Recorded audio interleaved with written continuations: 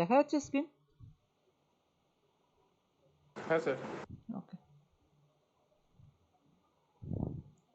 না আগের দিন 10 অব্দি হয়েছিল, তোমাদের ভিডিও দিয়ে দিয়েছি আর পিডিএফও দিয়ে দিয়েছি। আর ওই গ্রুপে তো তোমরা সবাই জয়েন হয়ে গেছো, তাই তো? যে গ্রুপটা তোমাদের বলেছি, ক্লাসরুমের গ্রুপটা। তো চলো ফার্স্ট 11 নম্বর কোশ্চেন থেকে আজকে স্টার্ট করি। বলো এই কোশ্চেনটার অ্যান্সার কত হবে?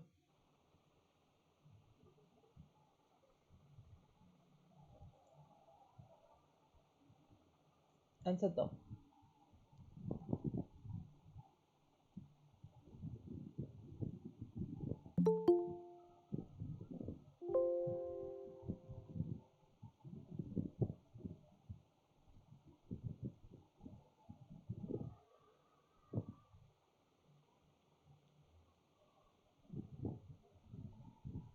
নাও শুরু করো, এই কোশ্চেনের অ্যান্সার তাড়াতাড়ি দাও, বলো কি হবে।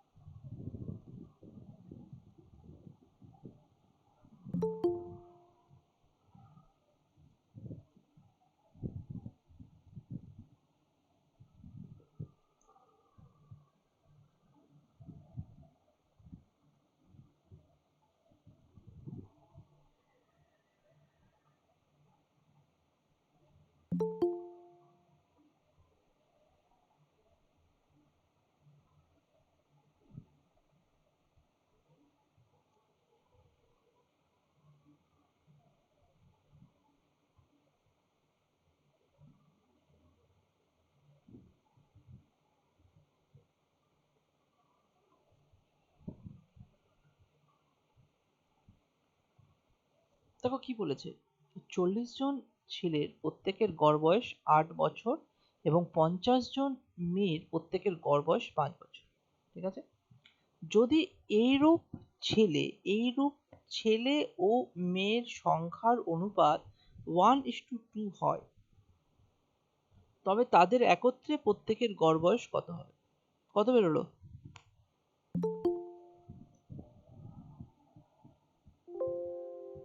কনসেপচুয়াল কোশ্চেন আছে, কনসেপ্টটা ঠিক রেখে করো।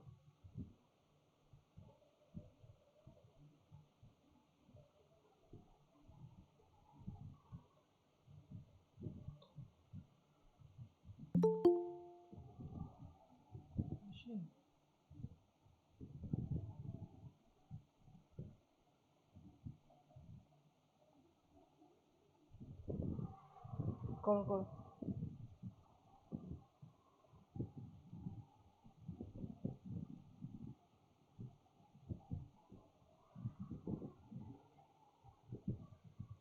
কোশ্চেনের উপরে অ্যান্সারটা আছে, কোশ্চেনটা ঠিকঠাক করে বুঝতে পারলেই অ্যান্সার বেশ বুঝতে পারবে। বলেছে 40 জন ছাত্রের প্রত্যেকের গড় বয়স 8 বছর করে, আর 50 জন মেয়ের প্রত্যেকের গড় বয়স 5 বছর করে। মানে অ্যাভারেজ 50 জনের অ্যাভারেজ, গড় মানে অ্যাভারেজ। এখানেও গড় বলেছে, গড় বয়স 8, গড় বয়স 5। যদি এইরূপ ছেলে ও মেয়ের সংখ্যা, এইরূপ কথাটা উল্লেখ করেছে মানে এইরকম ধরনেরই ছেলে আর মেয়েকে নিয়ে যদি একটা 1:2 অনুপাত করা হয়, তার মানে ছেলে আর মেয়ে। আর ডি হবে 6। দেখছি অ্যান্সার কত হয়। ছেলে ও মেয়ে মানে 1:2। তার মানে দেখো একটা ছেলের অ্যাভারেজ বলেছে 8 বছর, আমি তাহলে 8 বছর নিয়ে নিলাম। আর দুটো মেয়ের, একটার অ্যাভারেজ 5 বছর হলে দুটো মেয়ের তাহলে কত হবে? 5 5 10, 10 বছর হয়ে গেল। তাহলে 8 আর 10 তোমার কত হচ্ছে? 18 বছর। আর টোটাল পার্সেন্ট কটা আছে? টোটাল পার্সেন্ট আছে 3টে পার্সেন্ট আছে। তাহলে 3 দিয়ে যদি ভাগ করে দিই তাহলে কত আসে? 6 আসে।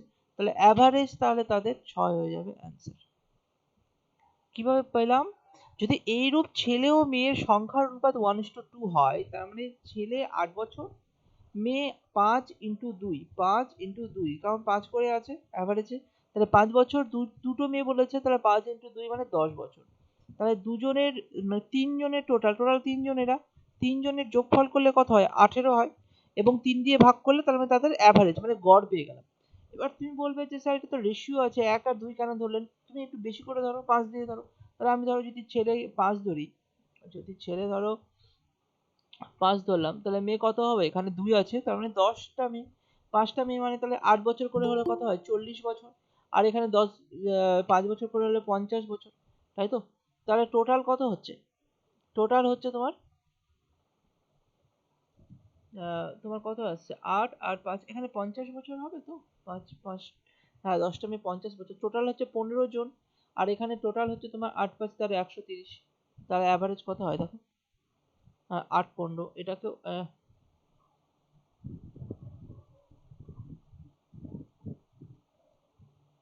সরি সরি সরি, এখানে 80 কেন হবে? এটা 40 হবে। 40 আর 50-এ তোমার 90 আসছে। এবার 90 যদি আসে তাহলে 15 দিয়ে ভাগ করলে তোমার 6, মানে প্রত্যেক ক্ষেত্রে অ্যাভারেজ 6ই বেরোবে, ঠিক আছে? তো এখানে অ্যান্সারটা তোমার 6ই আসবে। এই কোশ্চেনের অ্যান্সার করো তো দেখি।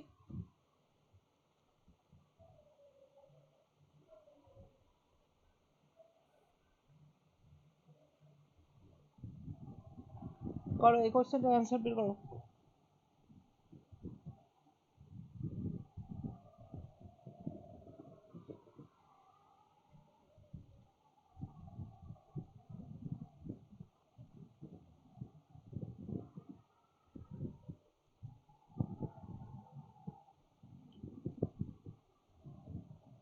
স্যার এ 15,000।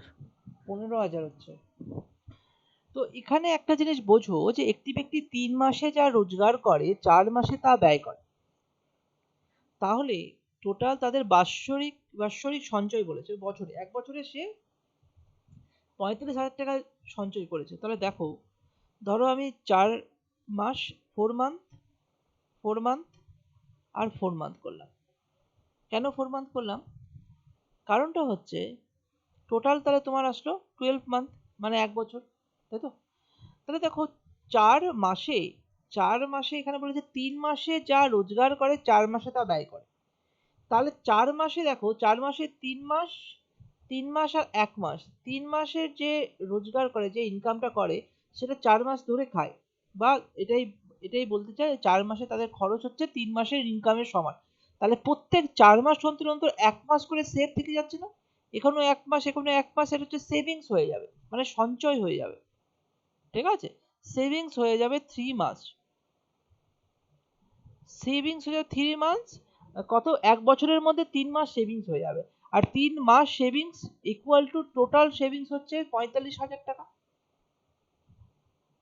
তাহলে 45,000 টাকা সেভিংস 3 মাসে, তাহলে 1 মাসে তার ইনকাম কত? 1 মাসে তার সেভিংস হচ্ছে 15,000 টাকা। ওই 1 মাসের যে টাকাটা পাচ্ছি সেটাই তার সেভিংস বলো বা খরচ বলো বা যাই বলো, 1 মাসের ইনকাম আর সেভিংস বলো, মানে 1 মাসে সে পাচ্ছে 15,000 টাকা, এবং সেটাই সে সেভিংস করছে। ওই জন্য প্রত্যেক 4 মাসে 3 মাস, 4 মাসে 1 মাস করে সেভিংস করে বছরে 3 মাস সে সেভিং করেছে, এবং 3 মাস সেভিংস এর জন্য তার 45,000 টাকা সে সঞ্চয় করেছে। তাহলে 1 মাসে তার ইনকাম কত? 1500 টাকা, মানে 15,000 টাকা। এভাবে খুব সহজে আমি মাসিক আয় বের করতে পারবো। পিএসসি মিসলিনিয়াসে আসা কোশ্চেন, খুব চাপের নয়। তো এই ব্যাপারটা একটু বুঝলেই তোমার কাছে ক্লিয়ার হয়ে যাবে যে 3 মাসে যে রোজগার করে 4 মাসে তা ব্যয় করে, এই জায়গাটাই মেন জিনিস। 3 মাসে রোজগার করে, 4 মাসে ব্যয় করে, তাহলে 1 মাসে যে ডিফারেন্সটা পাচ্ছে সেটা হচ্ছে সেভিংস।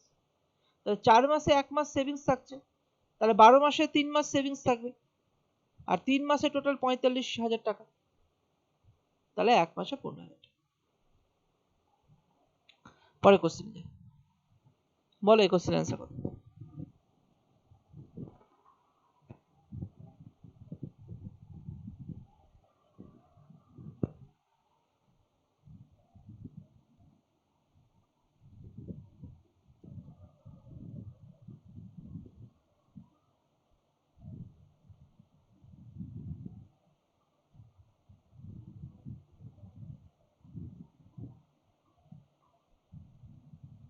স্যার এক হবে? এক হবে না, এক হবে না, অন্য কিছু হবে, ভাবো, ভেবে অ্যান্সারটা দাও, খুব সহজ জিনিস।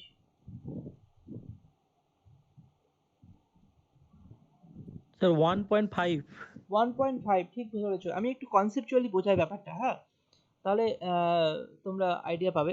বলেছে পরপর 5টি স্বাভাবিক সংখ্যা, মানে পরপর স্বাভাবিক সংখ্যা। আমি যদি একটা এক্সাম্পল নিয়ে দেখি, তো 1 2 3 4 5, তো পরপর 5টা স্বাভাবিক সংখ্যার গড় m বলেছে, তার মানে এই যে গড় মানে এই যে মাঝখানের সংখ্যাটা সেটাই m আর কি, তাই নয়? মানে এটাই তো অ্যাভারেজ, এটাই m বলেছে, গড় m বলেছে মানে মাঝের সংখ্যাটা অ্যাভারেজ, মানে এটা এই 5টা সংখ্যার অ্যাভারেজ 3 হচ্ছে বেসিক্যালি, তাই না? তো বলেছে যদি পরে 3টে সংখ্যার সঙ্গে যুক্ত করা হয় তাহলে 4টে সংখ্যার গড় m কত হবে? দেখো m থেকে কত বৃদ্ধি পাবে আর কি। যদি আমি 6টা সংখ্যার গড় করি তাহলে 6টা সংখ্যার গড় কত হয়? 3 আর 4 এর মাঝখানে হয় 3.5। যখন 7টা সংখ্যার গড় করি তখন 7টার মাঝখানে কত হয়? তাহলে আরো 0.5 বাড়লো মানে 4 হয়ে যাবে, তাই তো? যখন আরো 3টে সংখ্যা মানে 7 আর 6, 7 আর যোগ করলাম তখন কি হয়ে গেল? 8টা সংখ্যার মাঝখানে মানে এই 4 আর 5 এর মাঝখানে 4 আর 5 এর মানে 4.5। তাহলে একটা সংখ্যা বাড়ার জন্য 0.5 এর বৃদ্ধি পেয়েছে, তাই না? একটা সংখ্যাটা বাড়াচ্ছি 0.5 করে বাড়ছে। এখানে বলেছে অ্যাভারেজে বাড়ছে 0.5 করে। তো এখানে বলছে এটা স্বাভাবিক সংখ্যার ক্ষেত্রেই শুধুমাত্র প্রযোজ্য। তার মানে যেহেতু এদের ডিফারেন্স 1 করে আছে তার জন্য এই ব্যাপারটা আসছে।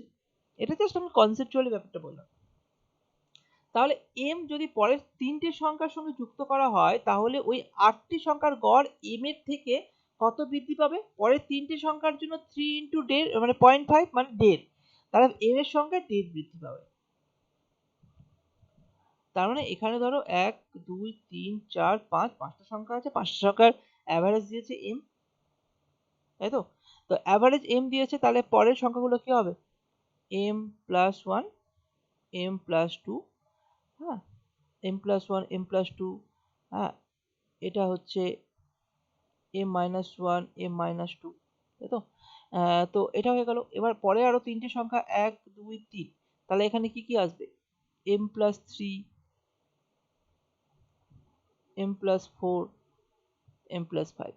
5টা সংখ্যার মিডল সংখ্যাটাই অ্যাভারেজ হয়, তাহলে m সংখ্যাটা, তাহলে এবার তোমাকে বলেছে এবার সবগুলো যোগ কত হবে আর কি, অ্যাভারেজ কত হবে? তাহলে অ্যাভারেজ কত হবে? ফার্স্টের সংখ্যা লাস্টের সংখ্যা বাই 2, তাহলে m minus 2 plus m plus 5 by 2, তাহলে কত আসলো? m plus 3 by 2 equal to কত হচ্ছে?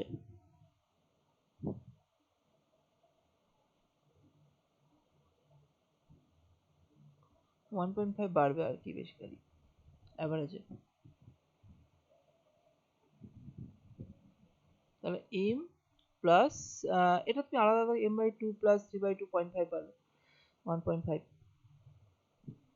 আর তো m বাই 2 হাফের সঙ্গে, হাফ মানে অ্যাভারেজ। তো তুমি এইভাবে জিনিসগুলো যদি না করা হয়, এবার অ্যাভারেজ তো এটাই হয়, কারণ আহ, যখন আমি সংখ্যাটা পাচ্ছি এখান থেকে এই জিনিসটা বোঝাটা সব থেকে বেটার। 1 2 3 4 5, 5টা সংখ্যার অ্যাভারেজ মানে এখানে m। এবার যদি আমি পরপর স্বাভাবিক সংখ্যা থাকে আমি এখানে যে সংখ্যাটা পাবো 1 2 3, পরে যখন 3টে সংখ্যা বাড়বে প্রত্যেকটা বাড়ার জন্য 0.5 করে বাড়বে, অ্যাভারেজে 0.5 করে বাড়বে, 0.5 ইন্টু 3 ইকুয়াল টু 1.5, এটাই তোমার কাছে অ্যান্সার। আর এভাবে ধরে করলে তোমার করা দরকার পড়বে, কারণ অ্যাভারেজ মানে তো m। আর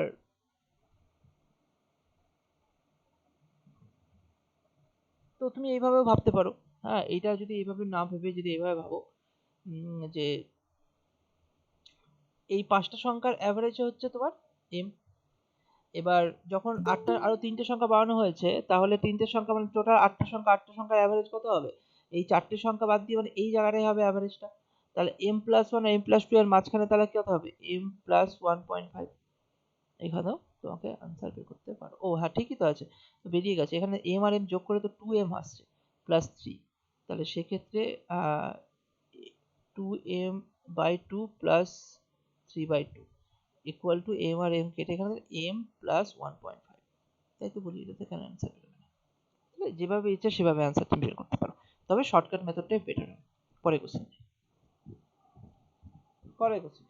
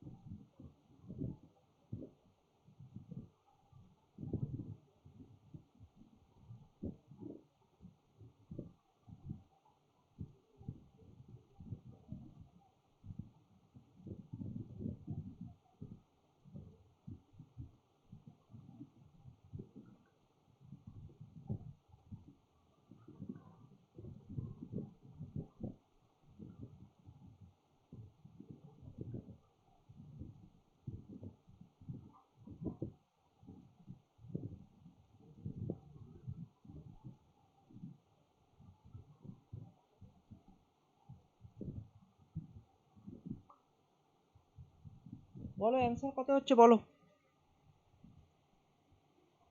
জয়েন করতে পারছি না।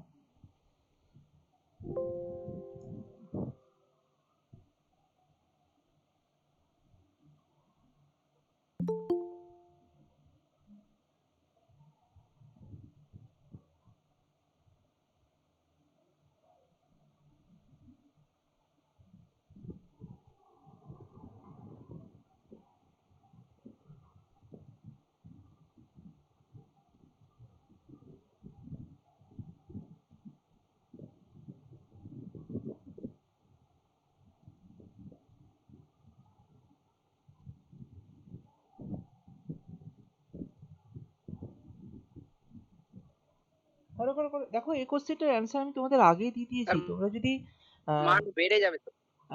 হ্যাঁ এই ব্যাপারটা খুব সহজ তো। দেখো ব্যাপারটা এত সময় লাগার কথা নয়। মান বেড়ে যাবে। সময় লাগার কথা নয়। 10টা ধনাত্মক সংখ্যার গড় যদি x হয়, প্রত্যেকটি সংখ্যাকে 10% যদি বৃদ্ধি করা হয়, তাহলে x এর মান কত হবে? x মানে গড়। 10টা সংখ্যা যেমনই হোক না কেন, আমি বলেছি যে এই যে সংখ্যাগুলোর প্রত্যেকটা সংখ্যাকে মানে প্রত্যেকটা সংখ্যায় 10% বাড়ানো হচ্ছে, তো প্রত্যেকটা সংখ্যাকে যদি 10% বাড়ানো হয়, অ্যাভারেজও 10% বেড়ে যাবে। তাহলে এখান থেকে অ্যান্সার হয়ে যাবে। ঠিক আছে, বুঝতে পেরেছো? এবার ধরো এখানে আহ, এখানে যদি ধরো এই ব্যাপারটা আমি যদি আহ, জিনিসটা দেখাই তোমাদের আর ক্লিয়ার হবে। তাহলে এখানে শুধুমাত্র যে সংখ্যাকে 10% বাড়ালেই যে বৃদ্ধি পাবে এর কোনো মানে নেই। যদি 10% যোগ করা হয়, তাহলে দেখো সংখ্যাগুলো ইচ ইচ নাম্বার, বা আমি যদি বলি প্রত্যেকটা সংখ্যাকে, ঠিক আছে, প্রত্যেকটি সংখ্যাকে আহ, প্রত্যেকটি সংখ্যাকে যদি ধরো যোগ করা হয়, প্রত্যেকটি সংখ্যাকে যদি ধরো প্লাস এক্স করা হয়, দেন অ্যাভারেজ অ্যাভারেজ কি হয়ে যাবে? অ্যাভারেজ যত থাকবে তার সঙ্গে প্লাস এক্স হয়ে যাবে। যদি প্রত্যেকটি সংখ্যাকে মাইনাস এক্স করা হয়, তাহলে অ্যাভারেজও মাইনাস এক্স হয়ে যাবে। প্রত্যেকটি সংখ্যাকে যদি গুণ এক্স করা হয়, তাহলে অ্যাভারেজও গুণ এক্স হয়ে যাবে। প্রত্যেকটি সংখ্যাকে যদি ভাগ এক্স করা হয়, তাহলে অ্যাভারেজও ভাগ এক্স হয়ে যাবে। তাহলে এইটা তোমাদের কাছে এটা চলবে, এটা সবসময়ের জন্য প্রযোজ্য। ঠিক আছে, এটা সবসময়ের জন্য প্রযোজ্য। এটা একটু মাথায় রাখবে, তাহলেই তোমাদের কাছে খুব সহজেই মুখে মুখে অ্যান্সারগুলো ক্লিয়ার হয়ে যাবে। ঠিক আছে, এটা মেন্স দিয়েছে তাই বলে ঘাবড়ানোর দরকার নেই, কোশ্চেন সহজে হয়। পরের কোশ্চেনটা করো দেখি, দেখি এটা কিভাবে করতে পারো।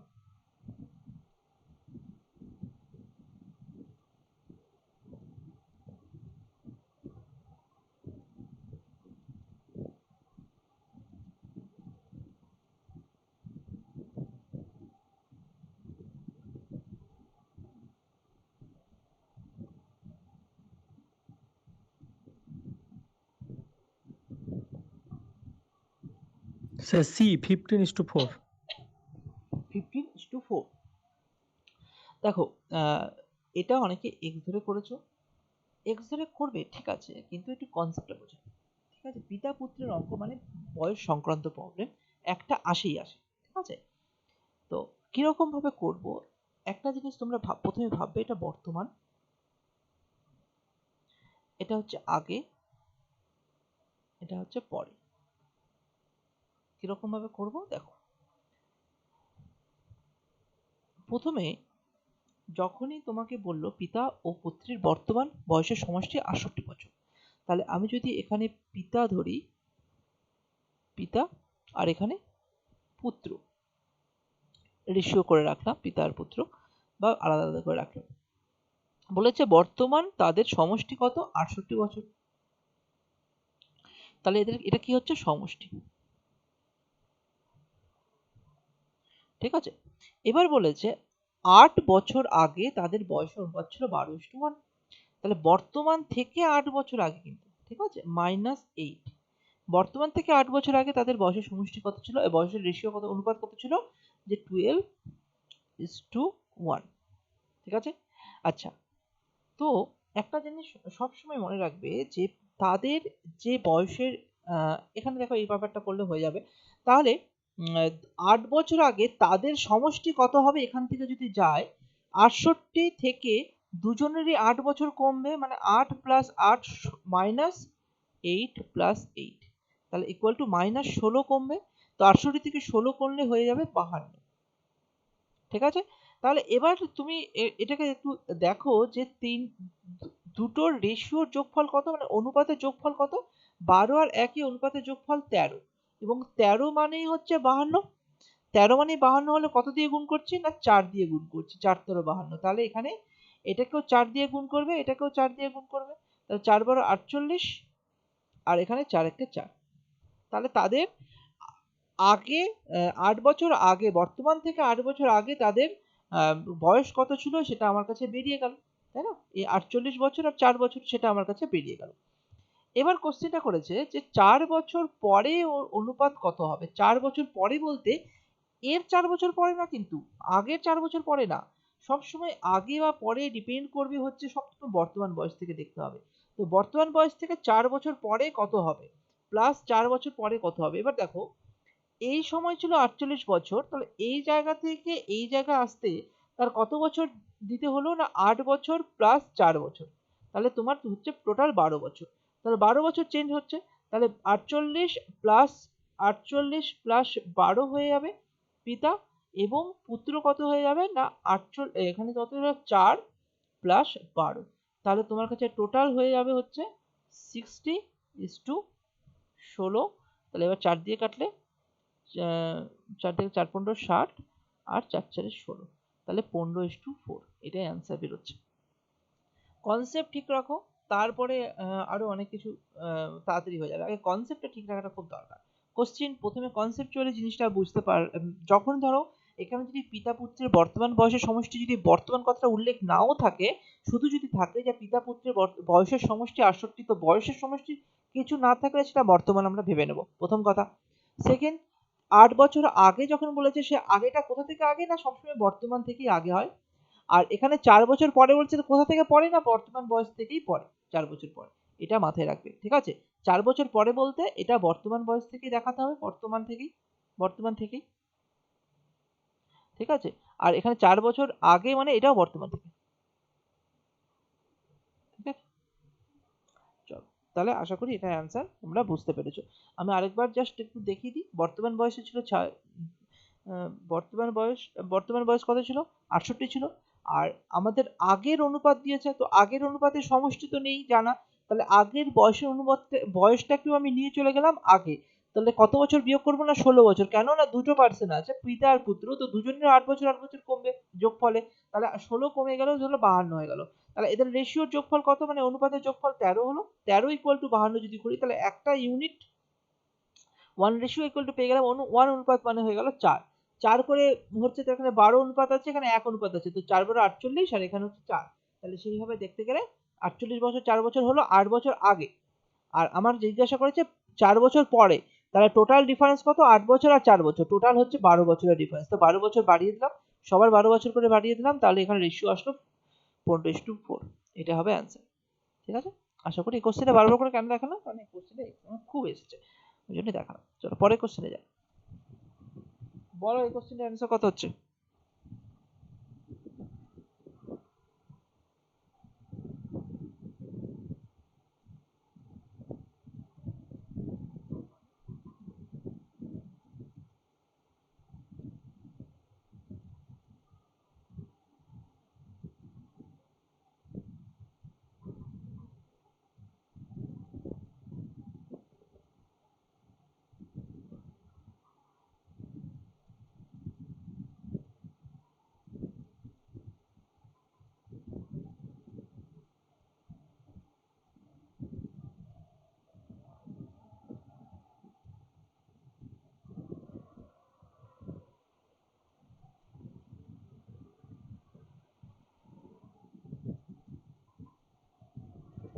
স্যার 508। 508, আচ্ছা দেখছি 508 বেরিয়েছে। কি বলেছে, কোনো এক বছরে একজন ব্যক্তির মাসিক বেতনের গড় 340, প্রথম 8 মাসে বেতনের গড় 316, এবং শেষ 5 মাসে বেতনের গড় 412 টাকা। তো ওই ব্যক্তির অষ্টম মাসের বেতন কত ছিল? টোটাল 12 মাস, ঠিক আছে? টোটাল 12 মাস। তাহলে আমি যদি 1 2 3 4 5 6 7 8 9 10 11 12 যদি এইভাবে ভাবি তাহলে ব্যাপারটা একটু বোঝার চেষ্টা করো। প্রথম 8 মাসে বেতনের গড় 316, তাহলে 4 4 8, তাহলে প্রথম 8 মাসে বেতনের গড় হচ্ছে 316 করে এবং শেষ 5 মাসে বেতনের গড় 415 412, তাহলে শেষ 5 মাসে বেতনের গড় হচ্ছে 412, এত টাকা এত টাকা। ঠিক আছে, তাহলে এবার দেখো একটা এই পার্সেন্ট মানে এটা হচ্ছে অষ্টম মান্থ, এই কারণ 1 2 3 4 ফার্স্ট সেকেন্ড থার্ড ফোর্থ করে 8th মান্থ হচ্ছে এইটা। তাহলে এই মাসটাকে দুবার কাউন্ট করা হয়েছে না, এখানেও একবার কাউন্ট করা হয়েছে, এখানেও একবার কাউন্ট করা হয়েছে। তা এবং 12 মাসের অ্যাভারেজ কত বলে দিয়েছে না 340। ঠিক আছে, 12 মাসের অ্যাভারেজ। তাহলে সেই হিসাবে তোমাকে একটু বিচার করতে হবে যে এখানে যখন তুমি টোটাল হিসাব করবে, যেরকম ধরো 8 ইন্টু 316 টোটাল পেলে, আর এখানে 5 ইন্টু 412 টোটাল পেলে, এবং এই দুটোকে যোগ করতে হবে, কারণ এই দুটো যদি যোগ করো তাহলে 13 মাস পেয়ে যাবে, মানে 8 মাসকে ডবল পেয়ে যাবে। আর এইটাকে যখন তুমি গুণ করবে 12 ইন্টু 340, তখন তুমি 12 মাসের টোটাল পাবে। তো বিয়োগ করলে 8 মাসে যেহেতু টোটাল পেয়ে যাবে, এটা 13 মাস আছে না, 8 আর 5 13, তাহলে সেখানে এই 8 মাসটা ডবল কাউন্ট হয়েছে, তার মানে এই বড় সংখ্যা থেকে এই সংখ্যাটা বিয়োগ করলেই তুমি অ্যান্সার পেয়ে যাবে। করো করো এটার অ্যান্সারটা করো, করে বলো কত আসছে।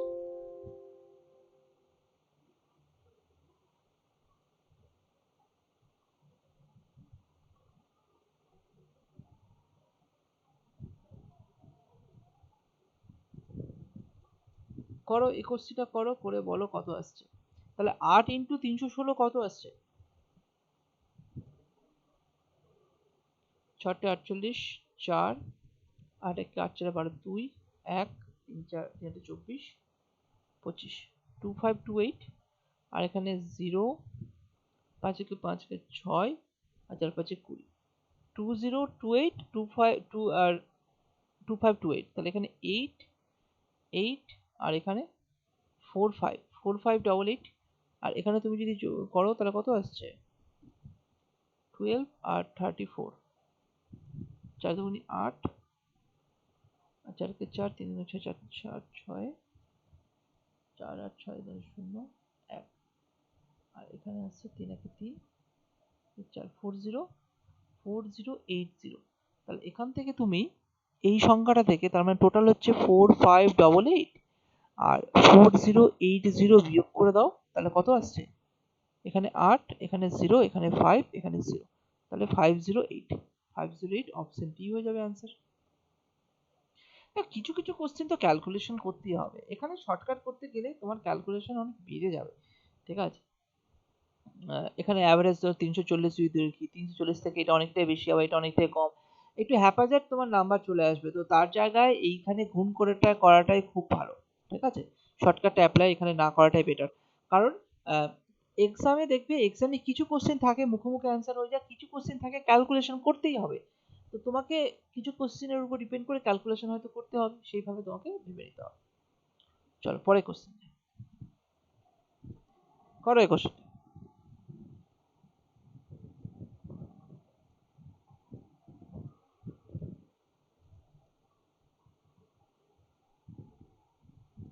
8 8 আসছে, ভালো মতো দেখো স্যার ডি আসছে। কত বি 6.5। হ্যাঁ স্যার, হ্যাঁ স্যার, না না 48/7। আচ্ছা, তাহলে দুটো অপশন আছে। দেখো ব্যাপারটা কি হচ্ছে, 6টি সংখ্যার গড় আমি তো মোট দৈর্ঘ্য বের করতেই পারি। 6টি সংখ্যার গড় 8, তাহলে 6টি সংখ্যার মোট হচ্ছে 6টা 48 48, আর 8টি সংখ্যার গড় 6 6টা 48 মানে আবার 48। এবার টোটাল হয়ে গেল। এবার সবকটি সংখ্যা কতগুলি আছে, এখানে 6টি সংখ্যা আছে, এখানে 8টি সংখ্যা আছে, 6 8 8 6 14, তাহলে তুমি যদি টোটাল করে নাও এটা মোট বাই টোটাল সংখ্যা, তাহলে 48 96, আর এখানে তোমার 14, তুমি যদি 7 দিয়ে কাটো 7 দুগুণে 14, বা 2 দিয়ে যদি কাটো 7 দুগুণে 14, আর এখানে তোমার 48, তাহলে ওই আর কাটবেও না। ঠিক আছে, তো 48/7 অপশানে আছে, সেটাই আনসার করে দিতে পারো। কিন্তু আমি একটু কনসেপচুয়াল জিনিসটাকে বোঝাই, যে ধরো এই কোশ্চেনটা অন্যরকম ভাবে আসলো, কিন্তু এখানে কনসেপ্টের দরকার পড়লো কিরকম, 6টি সংখ্যার গড় 8, ধরলাম 6টি সংখ্যা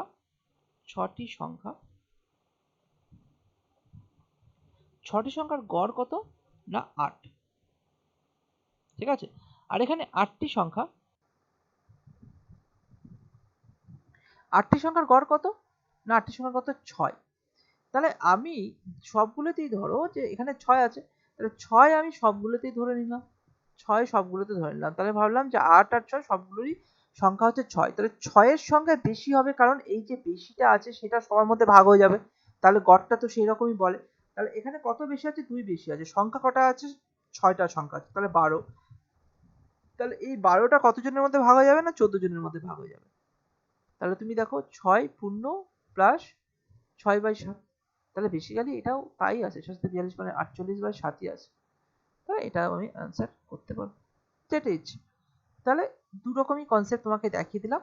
এটা এখন কাজে লাগবে না, এখন তো এই কোশ্চেনে এইভাবে অ্যান্সার পেয়ে গেলাম। ঠিক আছে, এই কনসেপ্টটা পরে কোনো না কোনো সময় কাজে লাগবে। ঠিক আছে, চলো পরে কোশ্চেনে যাই। বলো এই কোশ্চেনের অ্যান্সার করো।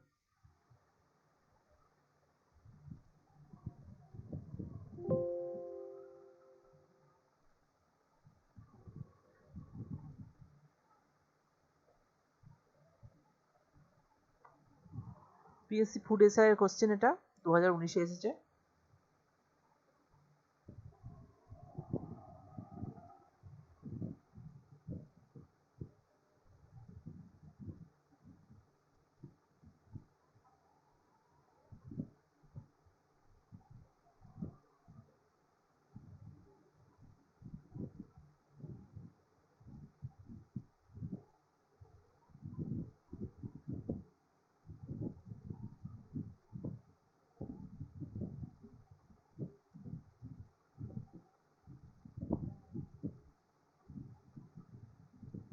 স্যার 23।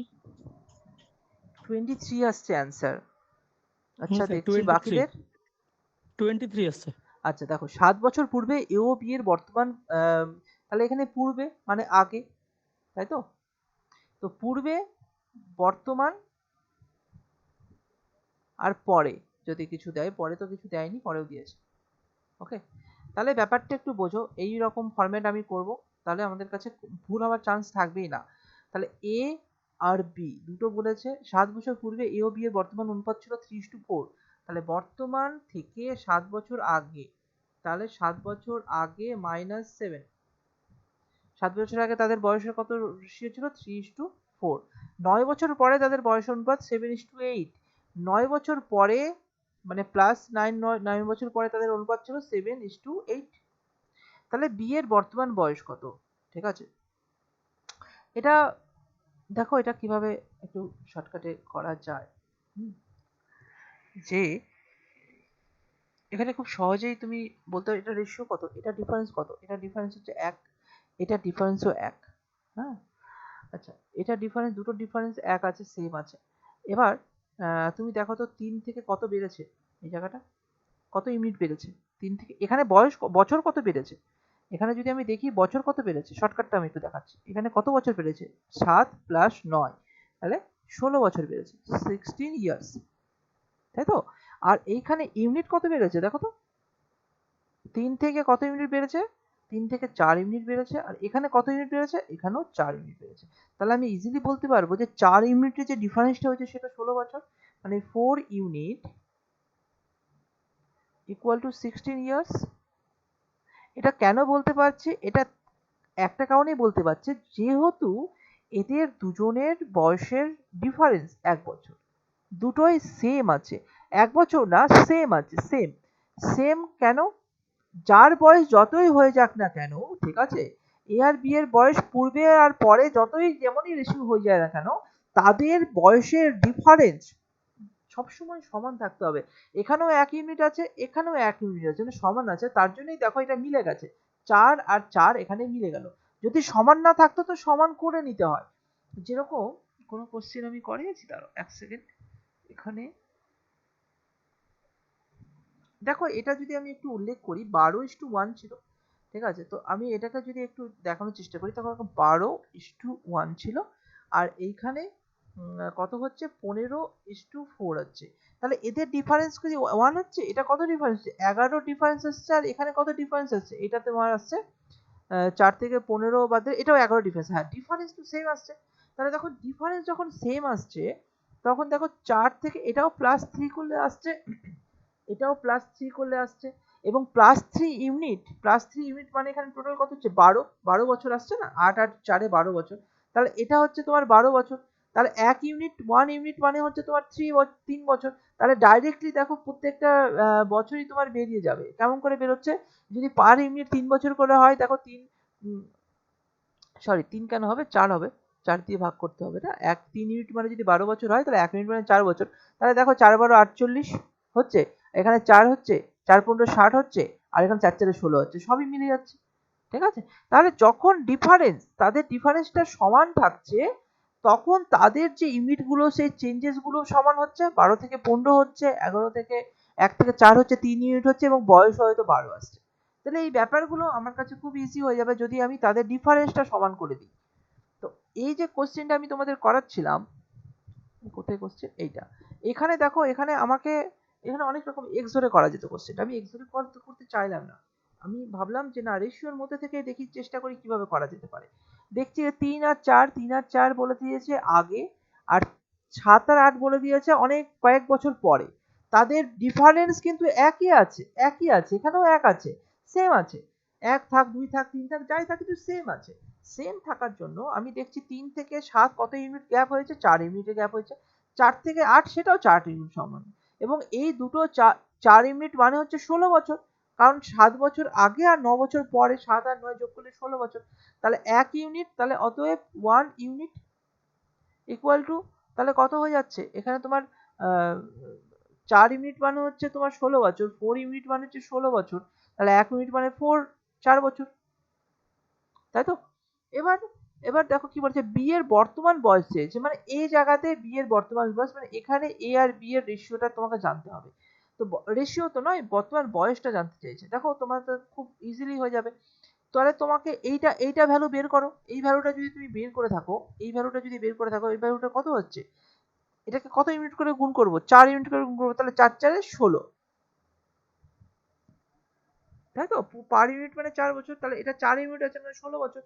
তাহলে 16 বছরের পরে এখানে 7 বছর পূর্বে ছিল, বর্তমান থেকে 7 বছর পূর্বে, তাহলে এই বর্তমানে আসতে গেলে তাহলে এর সঙ্গে কত যোগ করতে হবে, 7 যোগ করতে হবে।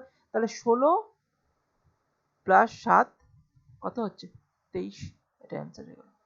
এক্স ধরে করলেও হবে, কিন্তু এটা যদি কনসেপ্টটা বুঝে নাও না, মুখে মুখে অ্যান্সারটা হয়ে যাবে, এটা মাথায় রাখবে। এক্স ধরে করলে কি করা যায়, এক্স ধরে করে আমি দেখাচ্ছি। যে কোনো একটা জায়গায় এক্স ধরে নাও, 3:4 মানে আমি এটাই এক্স ধরে নিলাম, তাহলে 3x R 3x by 4x, এইভাবে লিখতে হবে, by 4x, 3x by 4x, এর সঙ্গে কত যোগ করলে এই রেশিওতে আসে না, টোটাল 16 বছর করে যোগ করেছি, তো +16 যোগ করলে এর রেশিওটা কত আসে, এর রেশিওটা আসবে হচ্ছে 7/8। এইখান থেকে এক্স এর ভ্যালু দেখো, এখান থেকেও এক্স এর ভ্যালু তোমার কত বেরোবে, এক্স এর ভ্যালু হয়তো এটা 4ই বেরোবে, চেক করে দেখে নিও। ঠিক আছে, এই রেশিওটা, কারণ কি রেশিও হবে মুখোমুখি হবে। আশা করি অনেক রকম ভাবে বুঝিয়ে দিলাম। এখান থেকে 4 বেরোলে তাহলে এখানে 4 4 16 হয়ে যাবে, তারপরে তুমি 7 যোগ করে 23 নিয়ে চলে আসতে পারবে, কোনো অসুবিধা নেই। আশা করি কনসেপ্টটা বুঝতে পেরেছো। পরে কোশ্চেন করো দেখি এই কোশ্চেনটা।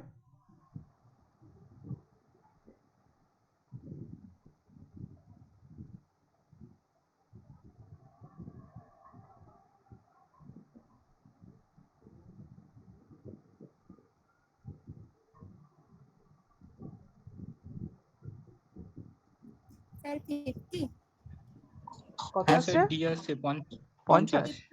Option D. 50 আসছে, দেখছি।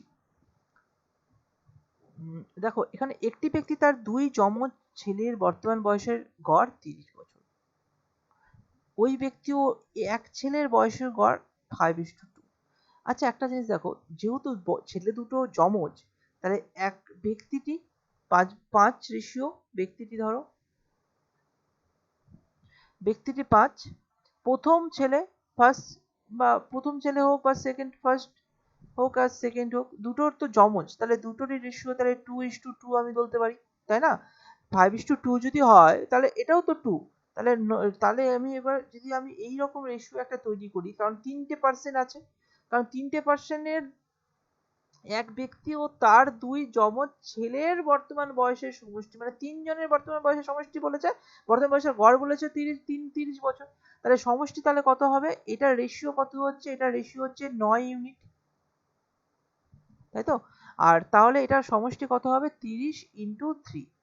তাহলে আমার 1 ইউনিট মানে কত বেরোচ্ছে? 30 ইন্টু 3/9, তাহলে আসছে 10। তাহলে আমার এখানে বলেছে যে ওই ব্যক্তিটির বর্তমান বয়স কত, তাহলে 5-এর সঙ্গে 10 গুণ করে দেবো, তাহলে 50 হয়ে যাবে। এটাই answer। ভালো, 50 বেরিয়ে গেছে, মুখে মুখে বেরোবে, ঠিক আছে। আমি একটু বেশি বেশি করে লিখে রাখছি কারণ সবাই যেন বুঝতে পারো, কিন্তু যখন নিজে থেকে সলভ করবে এত কিছু লেখার তো দরকারই নেই। তোমার তো ডেসক্রিপটিভ আসছে না, অবজেক্টিভ কোশ্চেন আসছে, তাহলে তোমাকে একদম মুখে মুখে অ্যান্সারটা তুমি ইজিলি কভার করতে পারো। চলো পরের কোশ্চেনে যাই। কোশ্চেনটা করো তুই।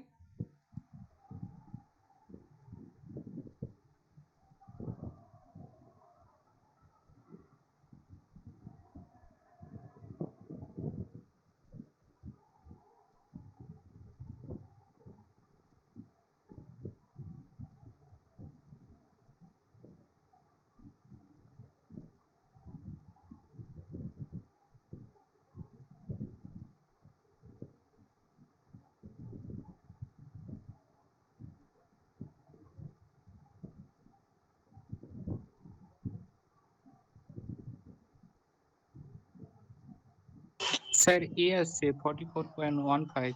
44.15। বাকিদের?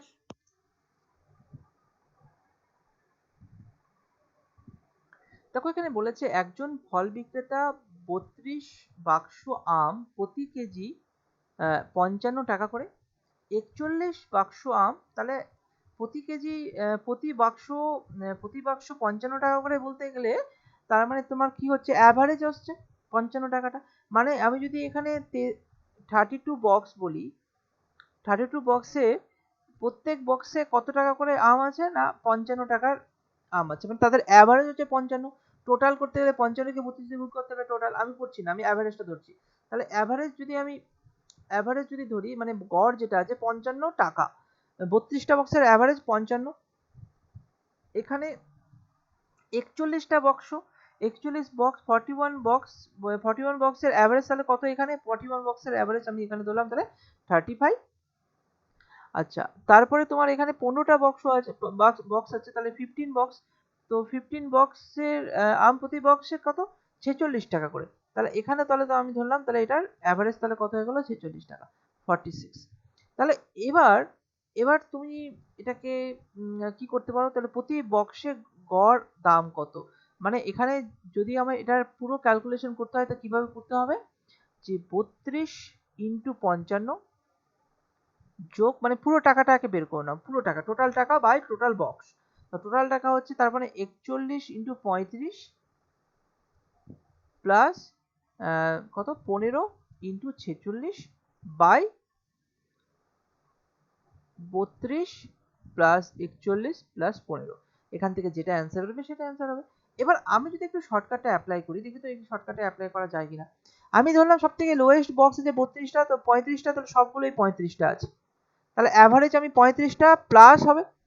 তো 35 প্লাস কত হবে? এটার কত ডিফারেন্স আছে? এটা হচ্ছে প্লাস 20 করে আছে, তাহলে 20 করে কতটা? 20 করে 32টা। তো 32 20 গুণ করলে কত হয়? 32 20 হচ্ছে 640, তাহলে 640, 32 আর 20 640। আর এখানে কতটা বেশি আছে? এখানে বেশি হচ্ছে এখানে 35টা যদি হয়, এটা যদি 35 হয়, এটাও যদি 35 হয়, তাহলে ওখান থেকে 55টা ওই জন্য 20 বাড়ালাম। এখানে যদি 35 হয় তাহলে এখানে বেশি মানে 11, তাহলে 11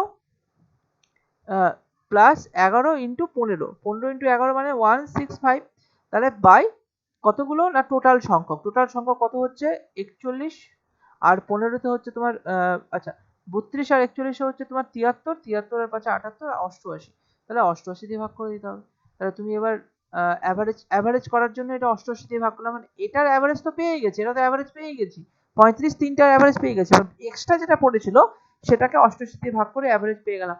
তাহলে আমার এখানে কত আসবে? এখানে 35 প্লাস এখানে তোমার চলে আসছে হচ্ছে 165, মানে এখানে 508, 805/88, আচ্ছা, এটাকে যদি অ্যাভারেজে করতে হয় তাহলে দেখো এটাকে আমি কিভাবে করতে পারি। এখানে 35 তো লিখে দিলাম, প্লাস এখানে দেখো 88 কে 10 দিয়ে গুণ করলে কত হয়?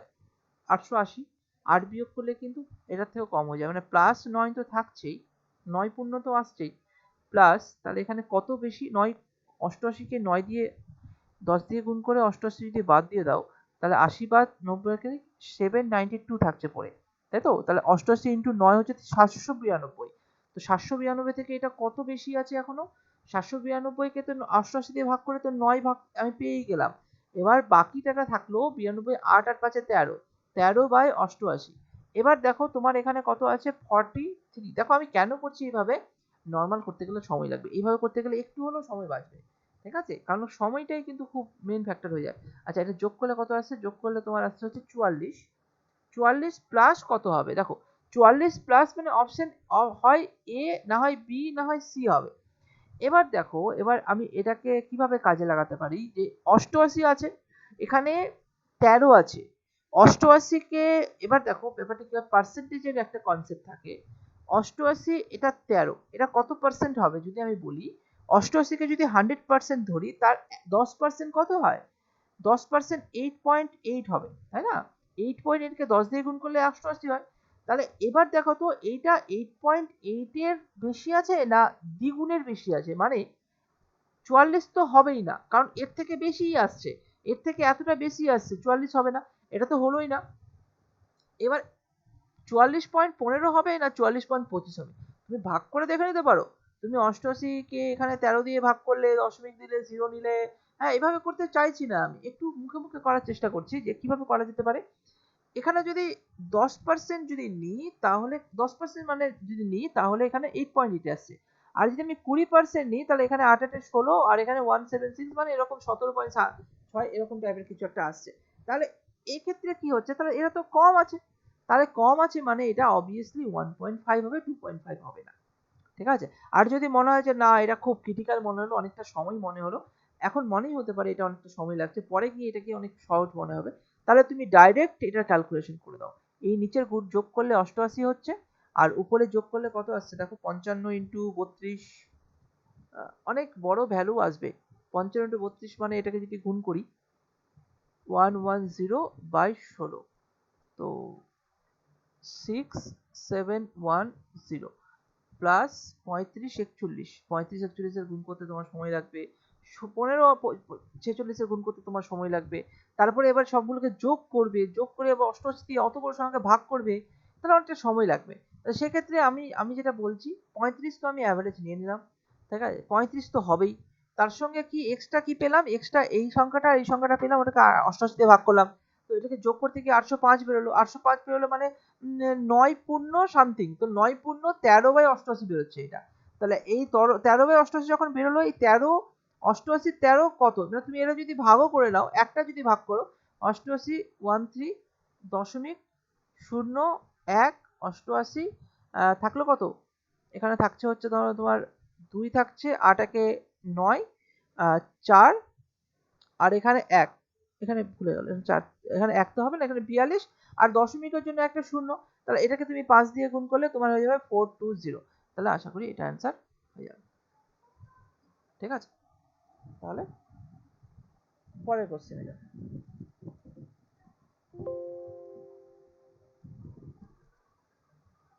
করো দেখি এই কোশ্চেনটা।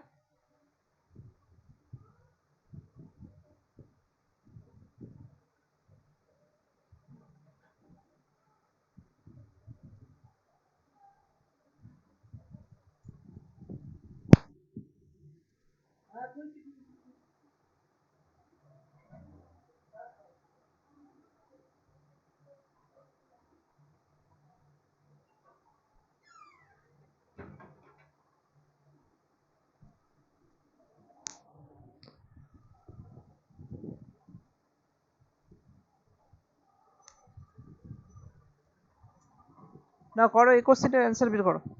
আগের কোশ্চেনটা বুঝতে পেরেছো তো? হ্যালো? হ্যাঁ স্যার, পেরেছি বুঝতে। হ্যাঁ হ্যাঁ পেরেছি। ঠিক আছে, এই কোশ্চেনটার অ্যান্সার।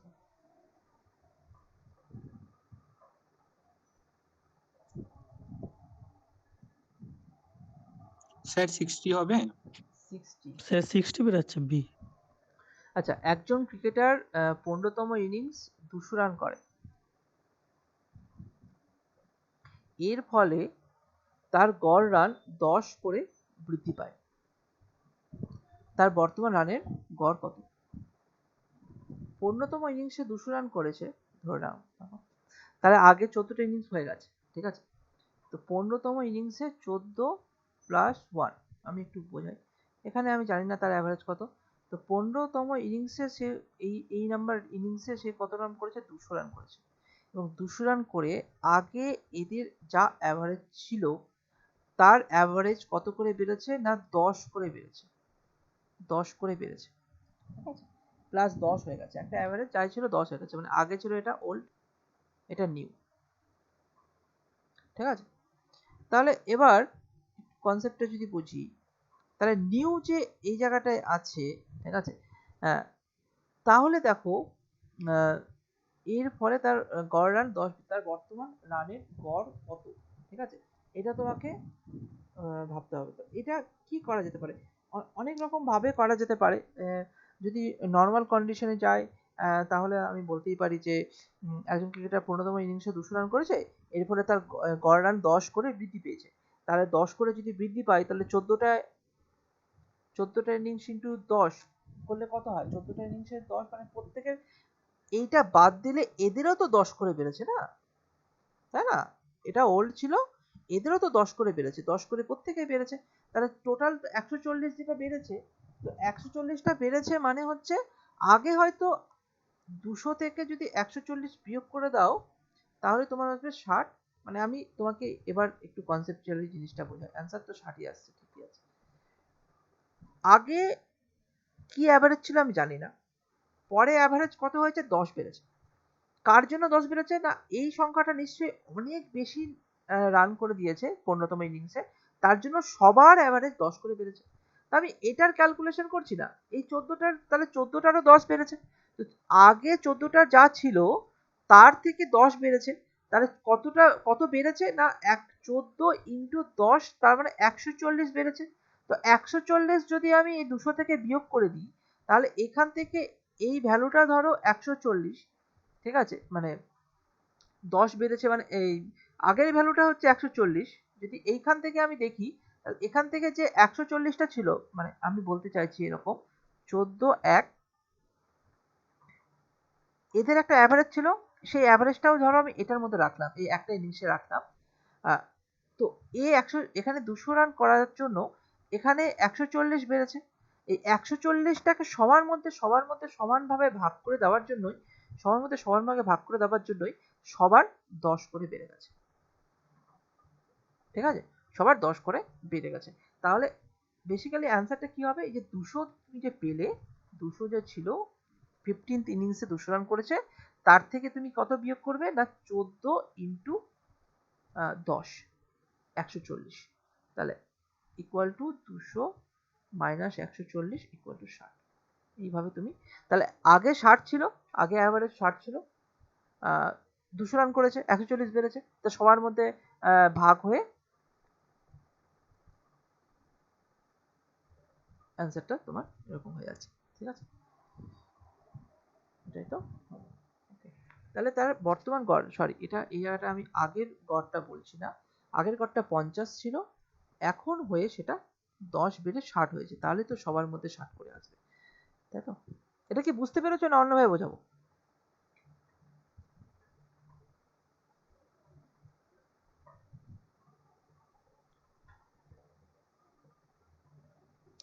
এভাবে করো, 15th ইনিংসে 15তম ইনিংসে 200 রান করে, তো 15th ইনিংসে তার রান সংখ্যা 200, আর তার ফলে তার গড় রান 10 করে বৃদ্ধি পেয়েছে।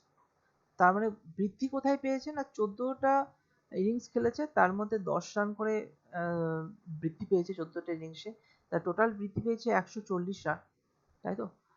তো এই রানটা যদি বিয়োগ করে দিই তাহলে বর্তমান গড় আমি পেয়ে যাব, তাহলে 200 মাইনাস 140 করলে বর্তমান গড় আমি 60 পেয়ে যাব। কিভাবে হচ্ছে আরেকবার জাস্ট কিছুটা সময় নিই। 14টা ইনিংস, এটা একটা ইনিংস, এখানে গড় আমি জানি না, এইটা রান জানি আমি 200 করেছে, তো তার জন্য সবার গড় 10 করে বেড়ে গেছে, তাই তো? 10 করে বৃদ্ধি পেয়েছে, মানে এদেরও 10 বৃদ্ধি পেয়েছে, তাই তো? তো 10 করে বেড়েই আমার 60 এসছে, এটা তুমি বুঝতে পারবে এখানে আসা।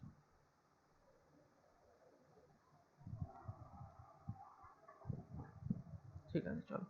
আগে 50 ছিল, 50 করে যদি রাখো তাহলে এটা ডিফারেন্স কত থাকে? 150। এই 150 কে টোটাল 15 দিয়ে ভাগ করে দিলে 10 করে পারছে কিনা? টোটাল 15টা সংখ্যা দিয়ে যদি ভাগ করি তাহলে টোটাল সবার অ্যাভারেজ বেরিয়ে যাবে। চলো পরে কোশ্চেন, এটা করো তো।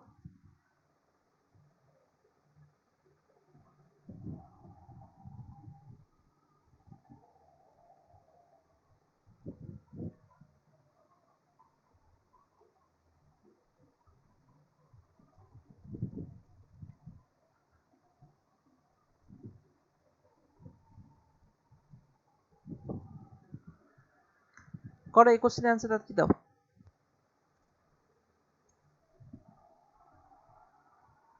স্যার উত্তর তো অনেক বড় আসছে। ও আচ্ছা আচ্ছা, এটার দিইনি না, অপশন দিইনি। আচ্ছা অপশন গুলো হ্যাঁ। দিয়ে দিচ্ছি দাঁড়াও। এটার এ অপশন দিয়েছে 155, অপশন বি দিয়েছে 150, অপশন সি দিয়েছে 145, অপশন ডি দিয়েছে হচ্ছে 140।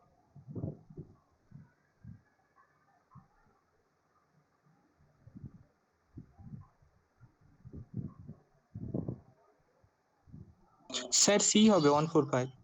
145 অ্যান্সার, ঠিক আছে। অপশন টেস্ট করলে? না না। আচ্ছা দেখো, একজন ক্রিকেটার 11টি ইনিংসে রানের গড় নির্দিষ্ট, একটা রান সে করেছে, কোনো একটা গড় আছে, 11টা ইনিংসে তার একটা কোনো গড় আছে, জানি না কত গড় আছে কিন্তু আছে। 12তম ইনিংসে এসে সে 90 রান করার ফলে তার গড় রান 5 কমে যায়। তাহলে 12তম ইনিংস, 12 নাম্বার 12th ইনিংসটা যখন খেললো সে কত রান করেছে না 90 রান করেছে। তো ধরে নিলাম 90 রান করেছে, 90 রান করেছে। তো 90 রান করে তাদের গড় কত হয়ে গেছে, তা আগে যেটা ছিল সেটা কমে গিয়ে কত হয়ে গেছে, 5 কমে গেছে। হ্যাঁ, ডিফারেন্স কত হয়ে গেছে, 5 কমে গেছে। তাহলে এই 11টাতে 5 কমেছে, মানে 11 ইন্টু 5 মানে তোমার কত হচ্ছে, 5 11 55। তো 55 যদি ধরো এখান থেকে একটা জিনিস বলি, এই কমেছে কেন কমেছে না, অ্যাভারেজ থেকে এটা কমে গেছে বলে তাদের সবার অ্যাভারেজ কমে গেছে, তাই না? আর এটা আগে ছিল ওল্ড আর এটা নিউ, তাই তো? তাহলে যেহেতু রানটা কম করেছে ওই জন্যই কমে গেছে 5 করে সবার মধ্যে। তাহলে কত কমেছে না 11টা জনের 55 কমেছে। তাহলে 12 নাম্বার পার্সেন্ট যে রান করে 12 নাম্বার ইনিংসে যে 90 রান করেছিল, যদি 90 এর সঙ্গে 55 আরো যোগ করতো তাহলে আগের যে অ্যাভারেজ ছিল সেই অ্যাভারেজে ফিরে পেতাম। তাহলে এর সঙ্গে যোগ করলে কত আসছে, 145। তাহলে 145 11টা পার্সেন্টের গড় ছিল, এবং 12 নাম্বার পার্সেন্টও যদি আরো 55 রান করতো তাহলেও সে 145ই পেত। কিন্তু সে 55 রান কম করেছে বলে 11টা পার্সেন্টের এই 11টা পার্সেন্টের অ্যাভারেজ আগের থেকে 5 কমে গেছে, ঠিক আছে? তাহলে এবার বলো 12তম ইনিংসে পরে তার গড় রান কত? তাহলে এবার অ্যান্সারটা বলছে 12তম ইনিংসের পরে তার গড় রান কত। তাহলে কত আসছে দেখো এখানে, কত করে কমেছে, 5 করে কমেছে, তাহলে 145 অ্যাভারেজ ছিল ওল্ডে তাহলে 145 অ্যাভারেজ ছিল 145। তার থেকে সবার 5 করে কমে গেছে, তাহলে সবার 5 করে কমে তাহলে কত হবে, 140। কিছু ক্যালকুলেশন?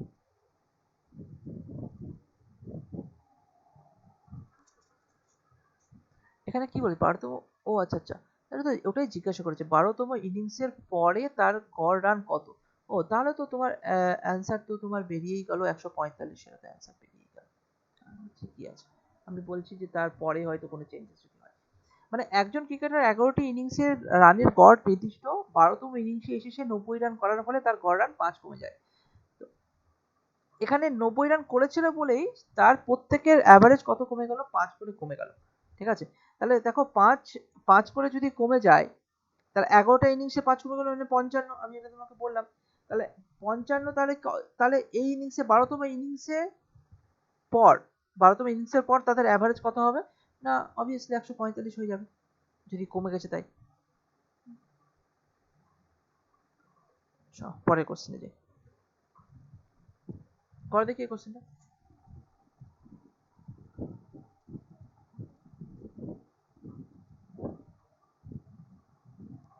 তোমরা যদি এই কোশ্চেন করতে করতে ধরো অন্য কোনো বই তোমরা যদি ফলো করে থাকো তাহলে ওই কোশ্চেন ওই বইয়ের যদি কোশ্চেনগুলো তোমরা গ্রুপে শেয়ার করতে পারো, ঠিক আছে, যদি বুঝতে অসুবিধা হয়। স্যার 31। হ্যাঁ স্যার ডি 31। আচ্ছা 31 আসছে। বলেছে এ বি সি এর গড় ওজন 45 কেজি, এ ও বি এর গড় ওজন 40 কেজি, বি ও সি এর গড় ওজন 43 কেজি, তাহলে বি এর ওজন কত? এ বি সি এর গড় ওজন এ প্লাস বি প্লাস সি করলে তাহলে 45 ইন্টু 3 হয়ে যাবে। যদি এ ও বি এর গড় ওজন 40 কেজি হয় তাহলে এ প্লাস বি কত হয়ে যাবে? 40 ইন্টু 2 80, আর এখানে তোমার কত আছে 3 4 12 আর 135। আচ্ছা, আর বি প্লাস সি গড় মানে মোট মানে 2 দিয়ে গুণ 43 ইন্টু 2, তার মানে 86। ওকে, তাহলে বি এর ওজন কত? তাহলে এই দুটোকে যদি যোগ করে দিই, এই দুটো যোগ করলে কত আসবে? A plus 2b plus C equal to 8 16 166। তো তুমি যদি এখান থেকে যদি A plus B plus C এই যে সংখ্যাটা আছে এটা যদি বিয়োগ করে দাও, প্রত্যেকটা যদি বিয়োগ করে দিই, হ্যাঁ, এবং এখানে 135 আছে এটাও যদি বিয়োগ করে দিই তাহলে কত থাকে? এখানে 2b থাকে, এটা তো কেটে যাচ্ছে, এটাও কেটে যাচ্ছে, 2b থেকে একটা b কাটলো মানে এখানে একটা b পড়ে থাকলো, আর এখানে তোমার কত আছে 1 3 31, তাহলে b এর ভ্যালু 30। তাই তো? আশা করি এটা বুঝতে পেরেছো। পরের কোশ্চেন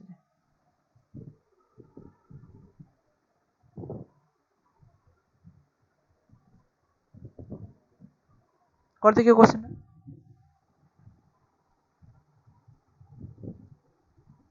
স্যার 49। 49 বেরোচ্ছে। 12 জন লোকের গড় 43 বছর বৃদ্ধি পায় যখন তাদের মধ্যে থেকে 40 বছরের একজন লোক চলে গেলে নতুন একজন যুক্ত হয়। নতুন লোকটির বয়স কত? তাহলে খুব সহজ ব্যাপারটা, 12 জনের কত করে বেড়েছে? 3-এর 4 বছর করে বেড়েছে, তো 12 ইন্টু 3-এর 4 কত হয়? 4 3 3 থেকে 9 বছর, 9 বছর। তাহলে যে নতুন লোকটা এসেছে, হ্যাঁ, তার বয়স 40-এর সঙ্গে 40 তো আগের মানুষটা ছিল, আগের লোকটা ছিল, তার জায়গায় নতুন একজন এসেছে বলেই তো তার বয়সটা বেশি আছে বলেই তো তাদের সবার বয়সটা বৃদ্ধি পেয়েছে, তাই না? তাহলে নতুন যে বয়সটা এসেছে 40 প্লাস এই যে 9 বছরটা, এই 9 বছরটা যোগ হয়ে 49 হয়ে যাবে। এটাই অ্যান্সার, ঠিক আছে। 12 জনের 3-এর 4 করে বেড়েছে, ওই জন্য এখান থেকে আমি ক্যালকুলেশনটা করে নিলাম। পরে কোশ্চেন করে দেখি কোশ্চেনটা।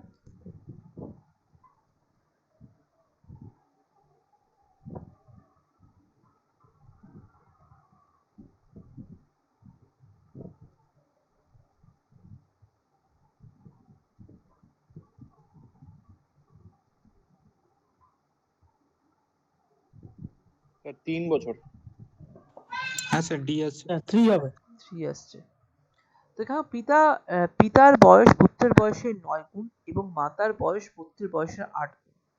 তো আমি ধরলাম এখানে পিতা নিলাম, এখানে মাতা নিলাম, আর এখানে পুত্র নিলাম, তাই তো? তো এখানে দেখো, তাহলে দেখো বলেছে পিতার বয়স পুত্রের বয়সের 9 গুণ, তাহলে পুত্রের বয়স যদি 1 হয় তাহলে পিতার বয়স কত হবে? 9 হবে, 1:9, ঠিক আছে, করে রাখলাম, কোনো অসুবিধা নেই। লিখতেই পারি, ফাঁকা রেখে আমি লিখতেই পারি যে এটা 1 হলে 9, অসুবিধা নেই।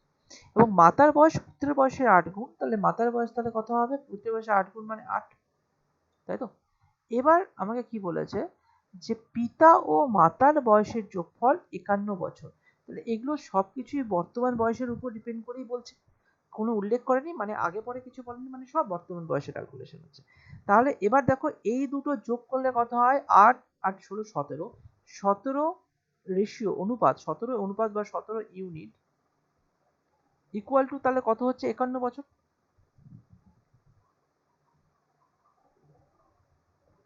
তাহলে এখানে 17 দিয়ে গুণ করলে কত হয়? 3 17 51 ইন্টু 3, তাহলে এবার দেখো পুত্রের বয়স কত হবে, তো সবগুলোকে 3 দিয়ে গুণ করতে হবে, এটাকেও 3 দিয়ে গুণ, এটাকেও 3 দিয়ে গুণ, এটাকেও 3 দিয়ে গুণ, তাহলে এটা 3 বছর হবে, তাই না?